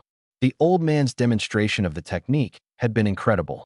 He had flashed through the seals at almost inhuman speeds, before releasing the technique on both hands, launching 2 crackling whips of lightning chakra at a pair of trees, and using the technique to physically tear the tree down. He brought his own hand to bear on another tree, sending it towards his target, and used it to strike his target, gauging out a rather large chunk of the tree. Pretty good. You've gained enough control of the chakra to effectively use it as a whip. The next step would be to learn to use it to wrap around a target. However, that can wait for a while. I need to talk to you. Naruto looked at the man before him, his face contorted into what was nearly a grimace. Of course, Naruto had figured out who the man was the moment he had laid eyes upon him. His studies to catch up had inadvertently covered the 3 Sannin, and how the sage Jiraiya had tutored the 4th. He had gone to ask the old man to ask what had happened to the man who might be able to tell him more about his father. It was there that he had learnt that Jiraiya was his godfather, and his reasons for not staying within Konoha. At first Naruto had been furious, but, as he calmed down, he found he could, at least a little, understand how Jiraiya felt. The Hokage had then gone on to explain how important the man was to the village's spy network and ability to stay ahead of any threats, and how such a job would have meant Naruto wouldn't have been much better off. And Naruto could definitely understand that. Jiraiya had to put the village first no matter what, and for that Naruto couldn't help respect him, if only a little. And it was because of this, Naruto decided that if he were ever to meet Jiraiya, he would give the man a chance to make up for lost time. And as far as Naruto could see, that was what the man was trying to do. Jiraiya took a deep breath as he finished his speech to Naruto. He had started from the beginning and told him absolutely everything. He was his father's sensei, his godfather, absolutely everything. All the way through, Naruto had sat fairly calmly, not once showing any sign of the reaction that he was certain that he was going to receive. Instead, Naruto just sat in front of him with a smile on his face. His confusion was turning into worry. He had no idea what this meant. He just couldn't read what the kid was thinking. That is, until Naruto spoke. "You're here now though, right? You're trying to make up for it now, aren't you?" The Sannin was floored. He couldn't quite formulate a reaction.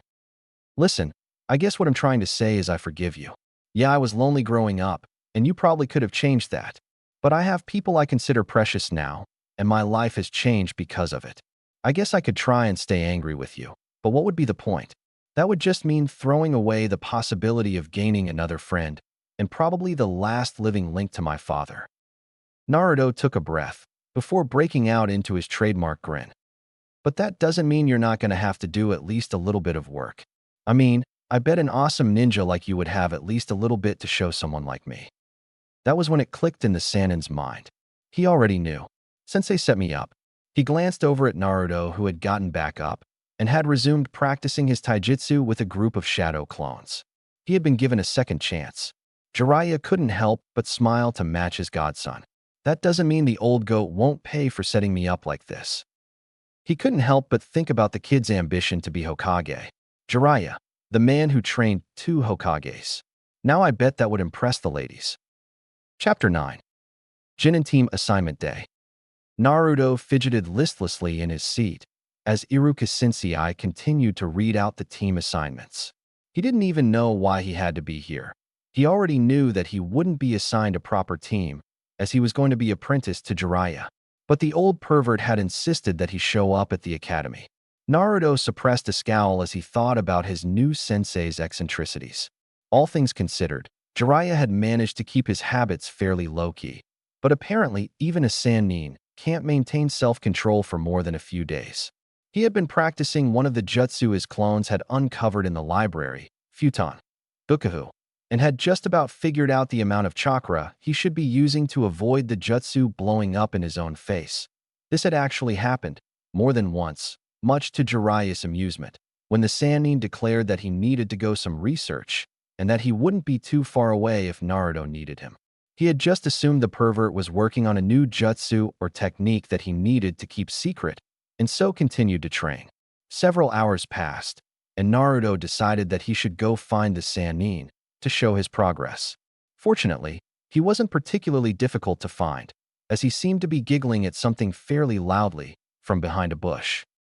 He was spying on women who were swimming in the river that the hill that they had been training on overlooked. Needless to say, the man got a full-strength Oiroke no Jutsu, which subsequently sent the man over the edge of the cliff into the midst of the very women he had been spying on. They had heard Naruto scream pervert, and once they laid eyes on Jiraiya, they connected the dots. The sound of the resultant beating was thoroughly satisfying. Simultaneously, Jiraiya gained a new name, Erosenin. Naruto perked up slightly when he heard Iruka call Sakura's name. "Haruno Sakura, Uchiha Sasuke, and Shimura Sai, you are Team 7. Just as Iruka finished speaking, the classroom door opened, revealing a boy no older than Naruto. "I am Shimura Sai. I apologize for being late." The boy immediately put Naruto on guard. Something wasn't right with him. He wore a short, black jacket that exposed his stomach, and the tanto strapped to his back immediately set him apart from the rest of his class as someone who had more than basic shinobi training. But it wasn't that bothered Naruto. It was the boy's smile. It was painfully forced and hadn't left his face since he had entered the room. He filled Naruto with unease as he took the seat next Sakura, the seat that he had foregone in order to avoid a beating that said girl would have given out all too easily if he hadn't budged. He himself had taken a seat at the back row, next to Hinata, a girl whom Naruto had never actually spoken to himself, mainly because she had always kept herself to herself and never really drawn his attention, or anyone else's for that matter. He quickly decided that he should change that, and now was as good a time as any. And besides that, he wanted a second opinion on that Sai kid. "Hey Hinata, do you notice anything weird about Sai?" he whispered, as the hubbub following the announcement continued. Naruto couldn't help be curious as Hinata stiffened as he spoke, and barely met his eyes as she stuttered out a response. "Hi smile, it doesn't seem natural, like she was cut off by Iruka announcing the next team, over the noise of the class.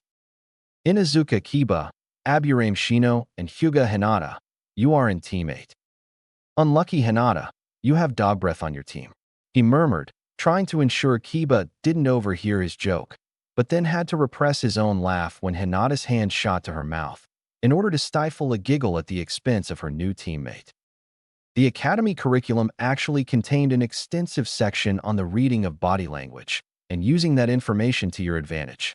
Naruto had long since covered the entire academy curriculum using his shadow clones, and as such, could tell Hinata was horrifically nervous. She was pushing her fingers together and refusing to lift her gaze from the desk in front of her. Unfortunately, even with his newfound skill knowledge about body language, he still couldn't figure out exactly why she was so nervous. She could just be shy, Naruto supposed. But no one is that shy, are they?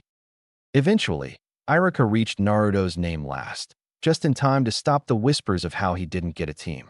Because after all, who would want the dead last? And Uzumaki Naruto has been personally chosen as an apprentice to Jiraiya of the Sannin. It was hard to miss the pride in Iruka's voice, despite the fact he wasn't supposed to show any favoritism. And whilst that made Naruto happy, it wasn't nearly as happy as the shocked silence that had graced the room at Iruka's announcement made him. Actually, it was the shocked silence, and more the fact that the shocked silence made the sound of Sasuke team grinding his teeth out of what Naruto perceived as jealousy carry around the room. "Priceless. He says you are to meet him at your usual training area at 10:30 a.m. sharp." Naruto checked the clock in the corner of the room. 10:25. So not only was the pervert too lazy to actually come and meet me, he's going to make me run. Someone is just begging to be pranked. Naruto exited the academy at a run, determined to get to Jiraiya before his tome ran out. If he was late, Jiraiya would probably spend at least an hour refusing to train him, whilst he did his research as punishment. However, before he could increase his pace, a piercing scream broke the placid silence outside of the academy building. Naruto stopped in his tracks. He knew there would be other ninja that would have heard it, most of them Chunin or Jonin. But what if they didn't make it in time? It didn't take Naruto any more than a second to make the decision, before he set off towards the scream. It didn't take long for Naruto to discover the reason for the scream. He spotted the shinobi first, darting from rooftop to rooftop at an impressive speed, heading towards Konoha's south gate. It took a little longer to figure out the reason for the scream. A small girl, no older than 5, was slung over the shinobi's shoulder, her blonde hair billowing out behind them as they moved. Naruto immediately set after them, making his way to the rooftops of the village. Unfortunately, this alerted the mysterious shinobi to his presence, and he turned his head to meet Naruto's eyes, and the blonde couldn't help but notice his height. He was an IWA shinobi. An IWA shinobi was kidnapping a child in Konoha. However, this revelation brought Naruto more questions than answers, such as, where the hell were the A and BU? This momentary distraction was all it took. The blonde almost didn't see it. An explosive note, placed just where Naruto was about to land. The newly instated genin was working on instinct at this point, and the 2 telltale pops that signaled the arrival of a pair of Kage Bunshin told Naruto that his training of the technique with Yugugo had paid off. And as Naruto felt the Bunshin's hands grasp his jacket, he could only pray that he had made it time. The mysterious, black-clad ninja glanced back to see if his trap had ensnared his pursuer, and couldn't help but be impressed with what he saw. The kid had summoned 2 Kage Bunshin, without seals and mid-jump. The first was used to give the second leverage, and the second pulled the brat out of the way of the explosion, and the boy had instantly moved to go after him again. Looks as if I'm going to have to teach a lesson. The ninja's eyes were drawn to a park area that was, like much of Konoha, forested, a few houses past his current location. That's as good a place as any. The IW and ninja descended to ground level amongst the trees and awaited his prey. Chapter 10. Naruto looked down to the wooded area in which the IWA ninja had retreated into.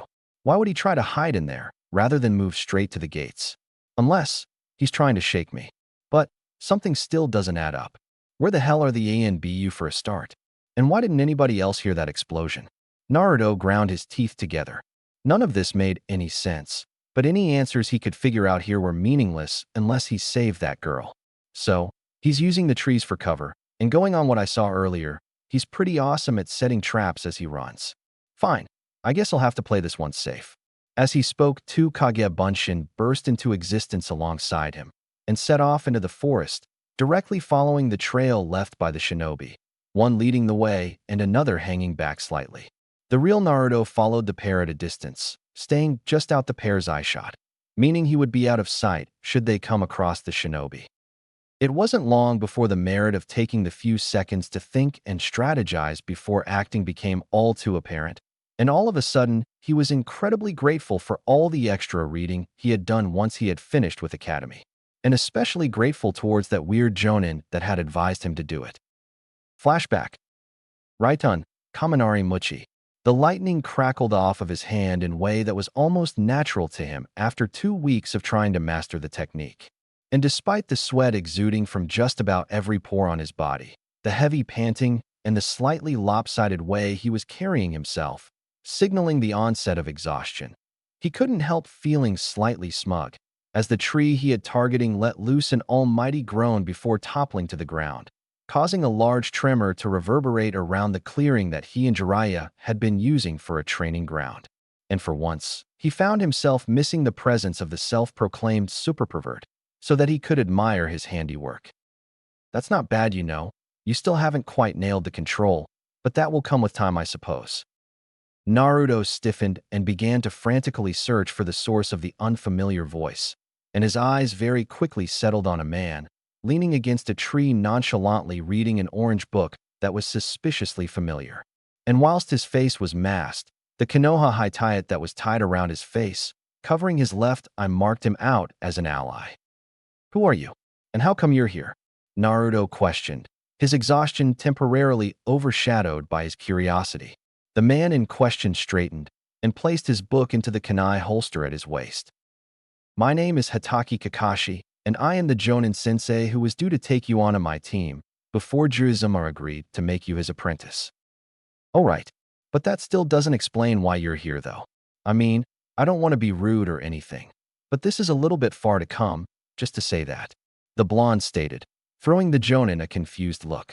Kakashi's eye curved, creating what Naruto surmised was a smile. Ah, not as slow as you look then, Kakashi asked, causing anger to flare up in the genin in front of him, much to his own amusement. However, he continued, as though oblivious to the rage he had generated in Naruto. Well, you're right. I came out here to have a quick talk with you, before I begin preparations for my own genin team. Kakashi sighed through his mask, his eye losing the smile it had before. I was the student of the Yondaime, your father. And, as a result of the council's mistrust, the masked shinobi's voice had begun to fill with venom as he spoke, forcing him to strain to regain his composure. Due to the QB, I was forbidden to make contact with you, outside of my shinobi duties. Naruto didn't quite know how to react. He was both angry and sad that another person that could have made his early childhood just a little bit less lonely hadn't been there. But he also understood what it was to be a shinobi, and that Kakashi hadn't been given a choice. Instead, he felt anger towards the council, a group of people who, according to the Sandaime, and more recently Jiraiya, had done everything possible to make his life a misery. So Sandaime-sama decided that he would appoint you to my genin team once you graduated.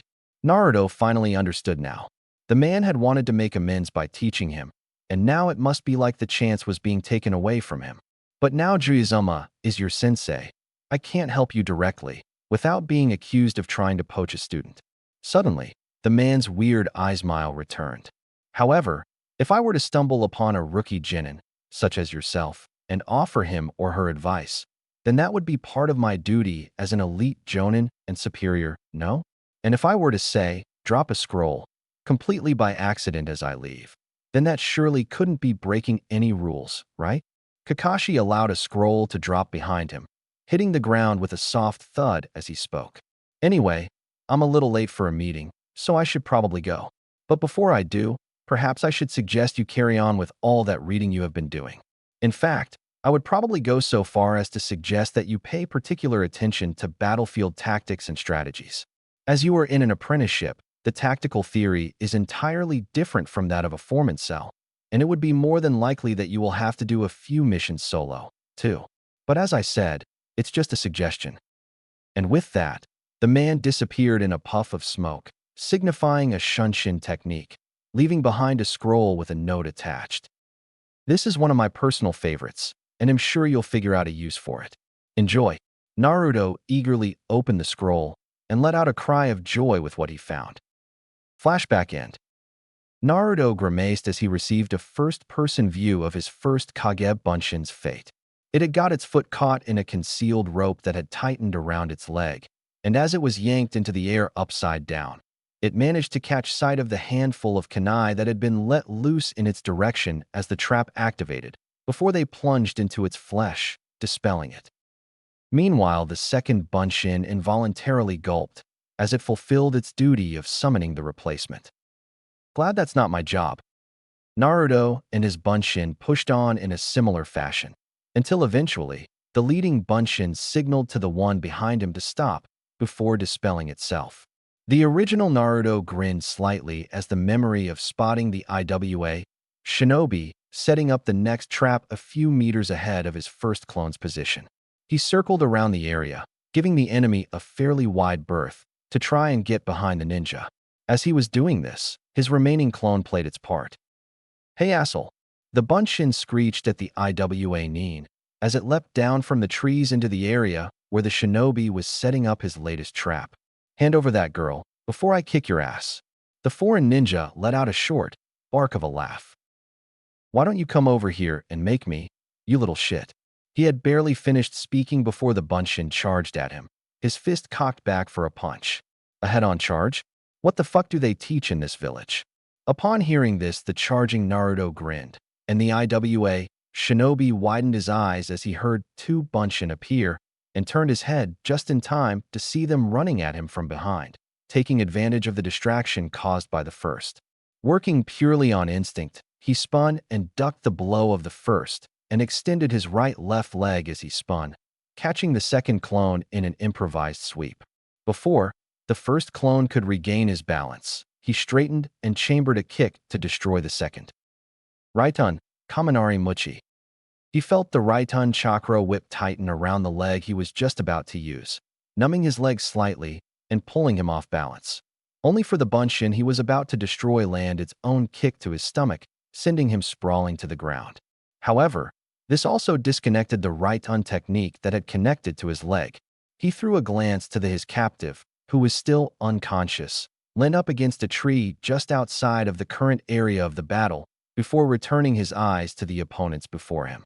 The one who had landed the kick on him was watching him warily, ready to react to his next move. However, the one who had used the ninjutsu was breathing heavily, and just as he was trying to figure out why he was so tired, he exploded in a puff of smoke.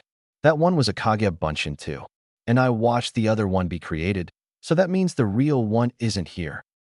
Doton, Shinju Zanshu no Jutsu.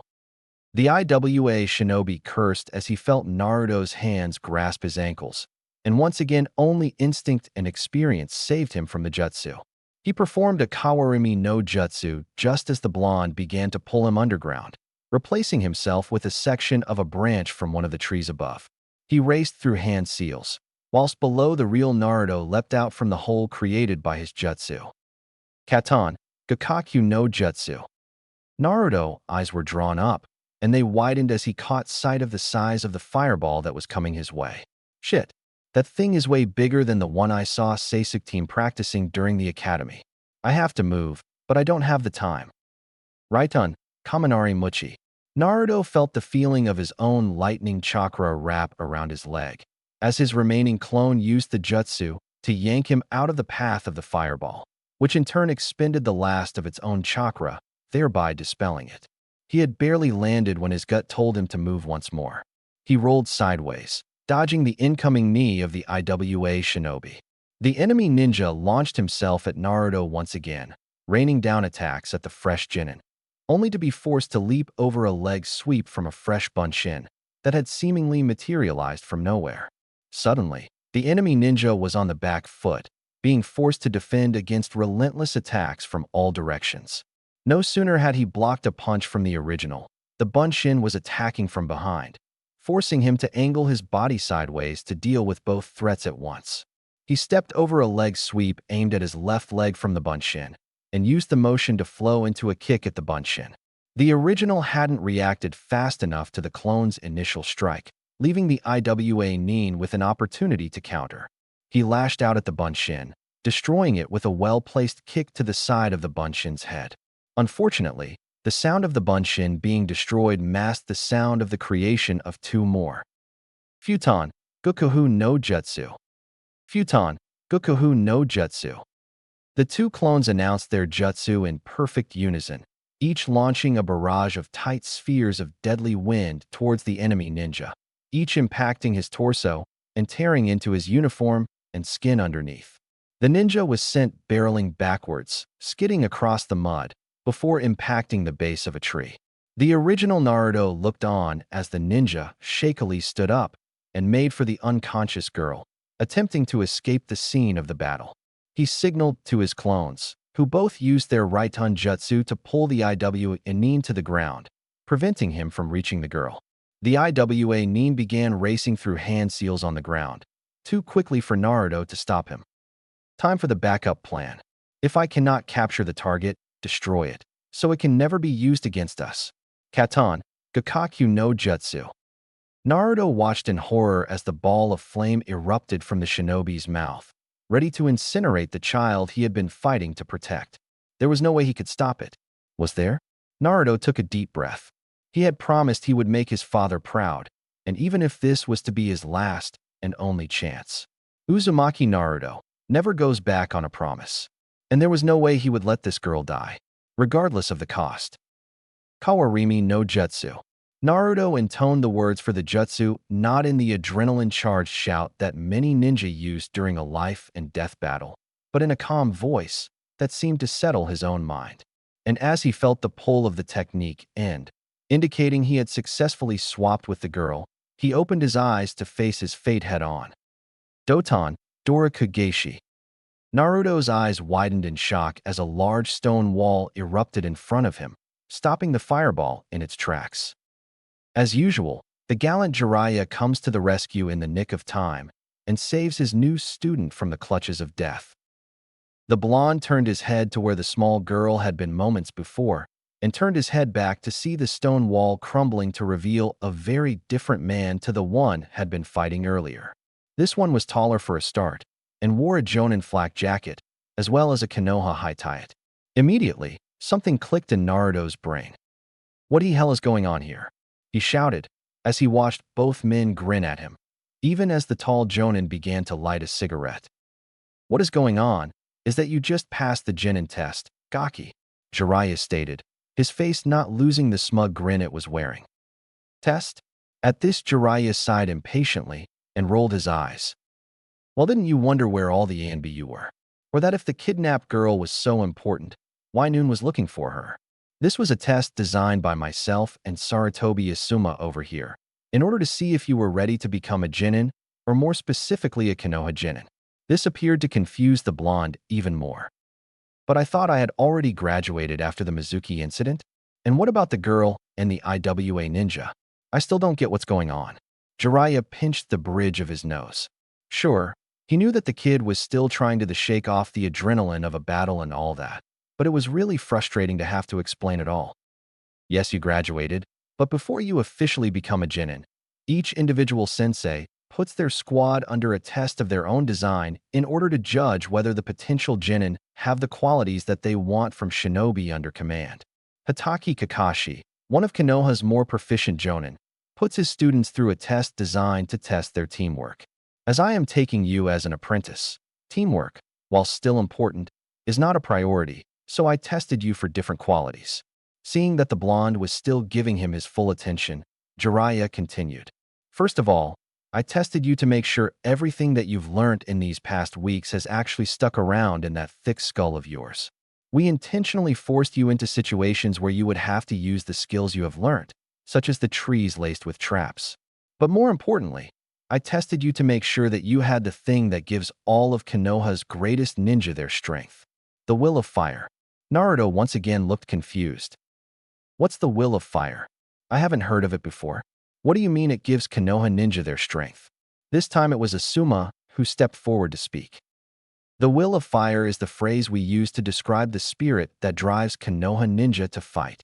It's the desire to protect what is precious to you, and the extra strength that desire grants you when that precious something is put at risk. For us Konoha shinobi, it is the village and its people that we strive to protect above all else.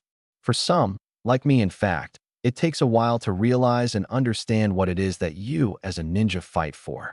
And for others, it is instinctual. People like your father and the rest of the previous Hokages are those kind of people. They understand on a base level that they would put their life on the line for what they consider precious. Whether that means loved ones, friends, the village, or the people that live within its walls. Asuma paused as he stepped on the finished cigarette that he had let fall onto the ground.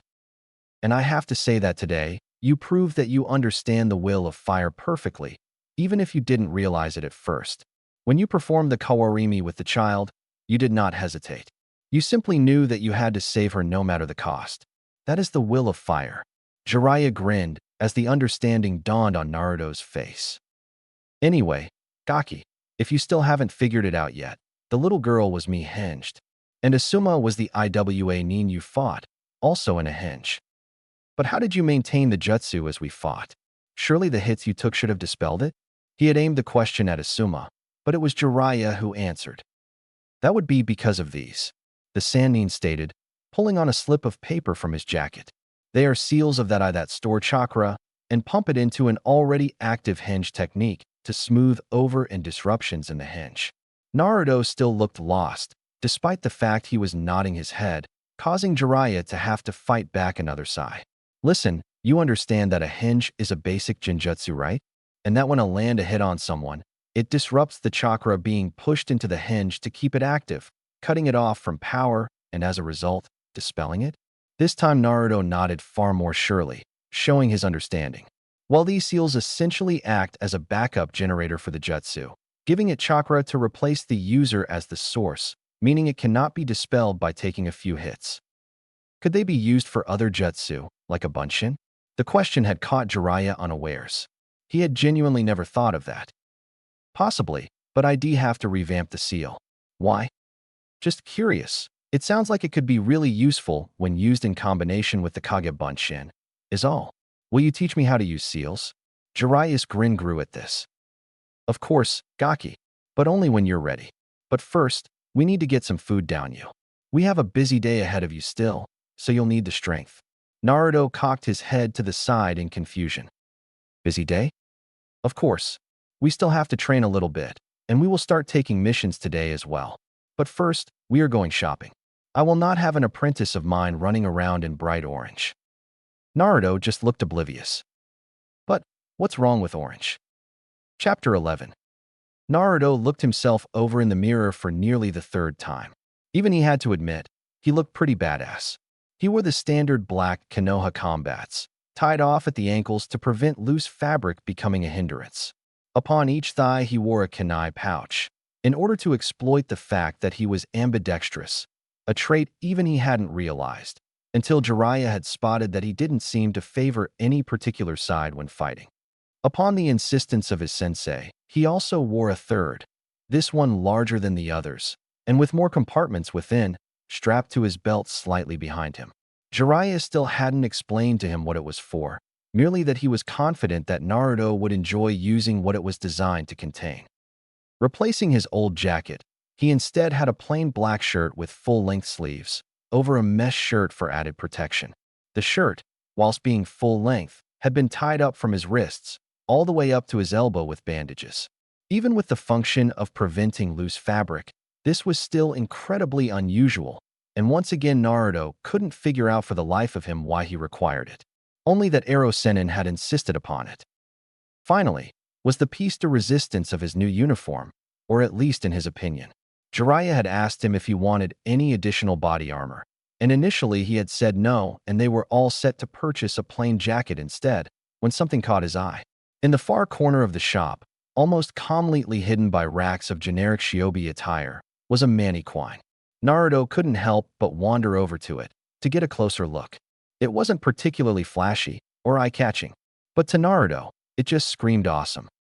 Upon the mannequin was a set of shinobi body armor, made to be lightweight and maneuverable, while still providing protection from all but the heaviest of blows and the deadliest of ninjutsu. It provided a more complete form of protection from the basic ANBU garb, although looking fairly similar. Unlike the ANBU uniform, it provided full protection of the shoulders and the sides of the torso. Where it seriously differed, however, was the mechanism. The ANBU uniform was two pieces of material strapped over the shoulders and at the hips, sacrificing protection for speed and maneuverability. However, the armor in front of him was constructed from multiple interlocking plates of material, allowing maximum movement, with no gaps in the armor as the cost. These plates were concealed underneath a top layer of deep mauve material in order to disguise the mechanism, meaning that, at first glance, the armor was restrictive, ideally meaning that any potential enemy would underestimate the wearer's speed and agility, giving him the edge. The armor also had several attachments woven into the top layer of fabric, including straps where a scabbard could be attached both across the back and at hip level, and places where scrolls could be attached. Now, that is interesting. Naruto turned to find his sensei, looking curiously at the armor. These front panels of armor have specially designed sections in which seals can be woven into. But at the academy teaches that seals can be placed on most kinds of material? Jiraiya nodded in the affirmative before replying. True enough. However, shinobi armor is woven together using material infused with chakra by the person who created it. This means that seals cannot be placed on someone wearing the armor without having to make changes to the seal array to make it compatible with the individual chakra of the person who made the armor. As you can tell, this would be almost impossible in a practical combat situation. The Sannin reached out a hand and began examining the armor closely. However, this armor is designed to fuse with the user's chakra once a seal on the inside is activated. This enables the owner to place seals on his own armor in order to aid him in battle, whilst bypassing the seal defense put in place by the person who made it, leaving the defense active in order to protect him from the use of seals by the enemy. A little-known fact is that my old armor and the Yondame's Jonin flak jacket are made in the same way, as we both used seals extensively. That had settled it for Naruto. For him, it was another link to his father, another link to his family. That, and it looked completely awesome. Sarutobi found that despite the presence of several of his subordinates, many of them in really quite senior in post-Ion, that he couldn't keep the proud smile that he currently wore, buried under his need to be professional and impartial towards all of his shinobi. He also found that neither Iruka nor Jiraiya could either. Naruto stood before him, sporting a slightly sheepish grin, in completely new shinobi attire, looking every bit the professional shinobi. I take that you are here for your first mission, Naruto? The Hokage inquired, garnering an excited nod from the blonde in front of him. Excellent news. Iruka over here has your assignment ready for you. The Hokage gestured to Iruka, who was unable to hold back a grimace as he extended the mission scroll towards the fresh genin. Sarutobi sat back in his chair and awaited the fireworks. I have to deliver groceries? What the he? Naruto's tirade was cut short as his sensei grabbed him by the mouth with one arm, gesturing to the elderly Kage with the other. I think you'll explain the merits of drinks to him, Sarutobi sensei. Save your ears the trouble, Jiraiya stated, before hastily exiting the mission room with a still struggling and evidently outraged Naruto under his arm. As they left, the room's occupants burst into laughter. In truth, they had been waiting for the blonde to turn up all day. To most in the room, although they had no animosity towards Naruto, in fact some were rather fond of the genin, the mission assignments was but a small vindication for the many pranks the blonde had pulled over the years. What the hell kind of mission is this, Ero Sennin? Deliver groceries? This isn't a mission, it's a chore. Jiraiya sighed heavily, already having anticipated his apprentice's reaction to. For a start, the reaction of his first apprentice had been exactly the same. Drank missions are an exercise used in order to promote the growth of teamwork before you actually set out into the field. They give Jinin an insight into how their teammates think and what kind of people they are. Without this prior bonding, sending Jinin into a combat situation would be utter suicide. Jiraiya paused to check his students' understanding before continuing. However, as I'm sure you're aware, you are not part of any team, and whilst you will be participating in joint missions with other teams, you will be doing a great many of these dranks yourself, as well as while working with one of the other Jinin teams. But why do I have to do them by myself as well? Jiraiya grinned at his student's question. We will be using them as a training exercise. One of the clever things about how the drank missions are set up is that they all simulate a higher-ranked mission. For example, you are being asked to deliver groceries, correct? Well, when we do this, you will take this to mean that you will be leading a mission in which you and your team are to deliver valuable intel or cargo to a location whilst protecting the cargo from external threats. Understand? Naruto thought for a few seconds before answering. You said that I would be leading a team.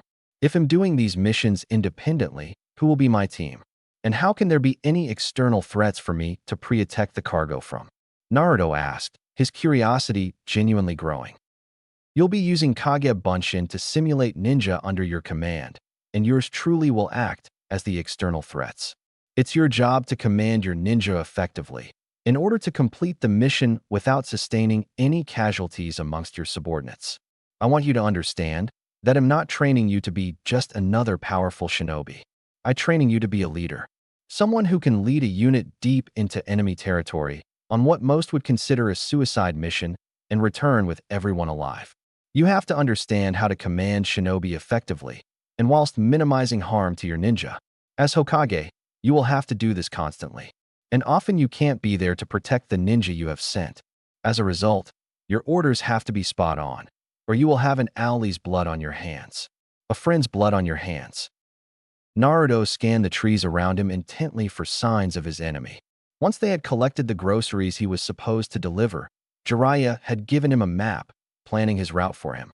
It had been explained that he would be allowed to plan his route for some missions. Jiraiya would do it for others in order to simulate occasions where only one route is available to him, and his team would have to take it, regardless of the danger. Typically, his sensei had given him the longest route through the village to his destination, cutting through many rarely used alleys and areas of park, each and every one a perfect location for an ambush. He returned his eyes to the Kage Bunshin convey he had ordered ahead of him. He was at place the back, to enable him, in theory, to observe and react to the events that unfolded around him, hopefully giving the orders in time to save the lives of his comrades as well as ensure the success of the mission. That was another condition that Jiraiya had laid out prior to beginning. His clones were only allowed to take action based on his orders, and were not allowed to act independently in any other capacity than self-defense. He had set his first clone at the front of the convoy, in order to act both as a scout and in order to initially engage with any threats.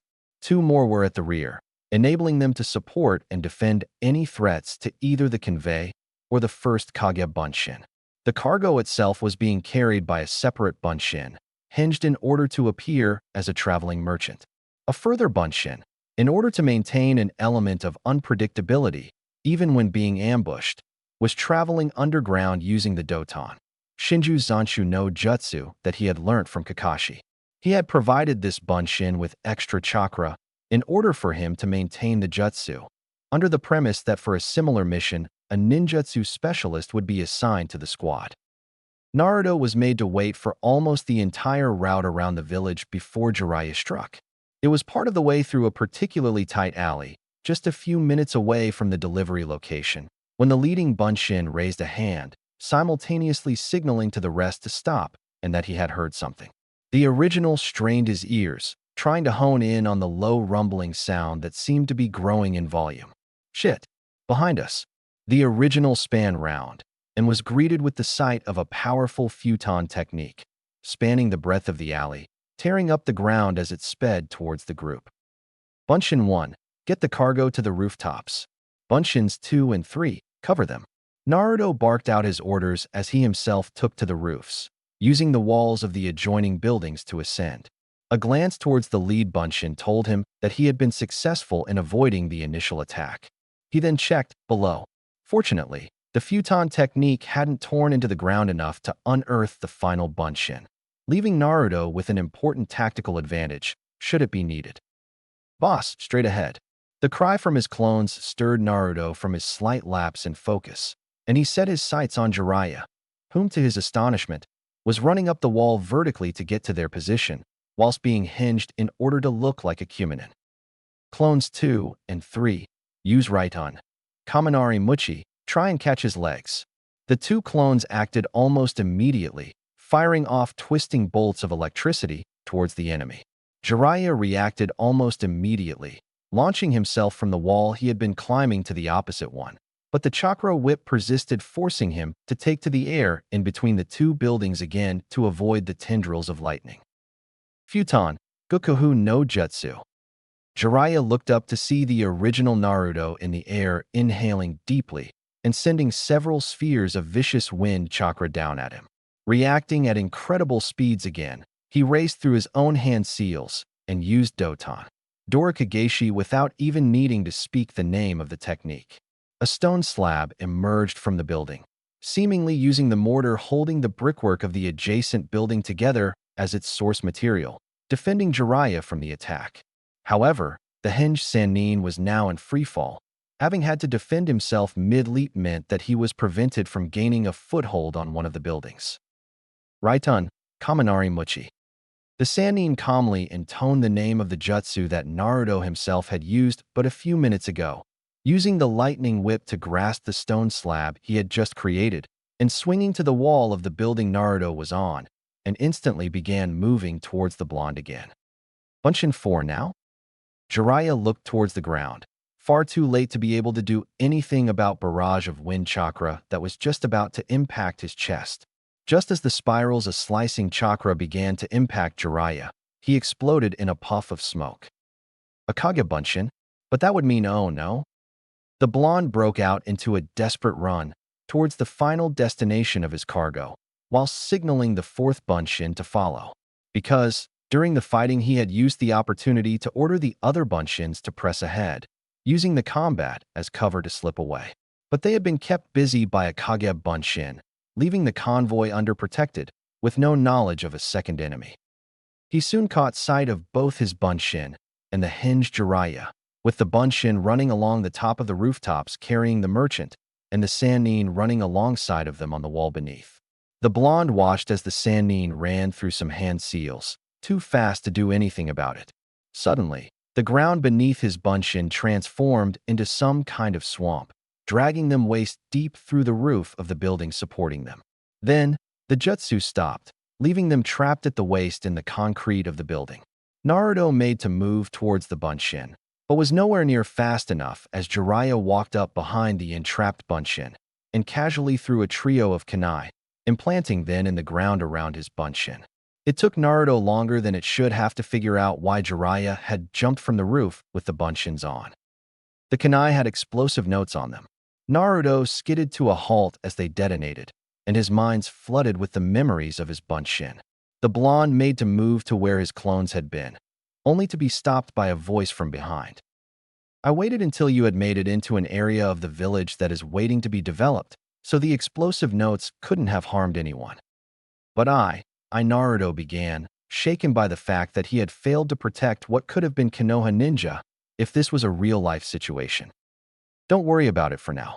We are going to go to our training area and debrief, figure out what went wrong for you, and how you could have done things differently.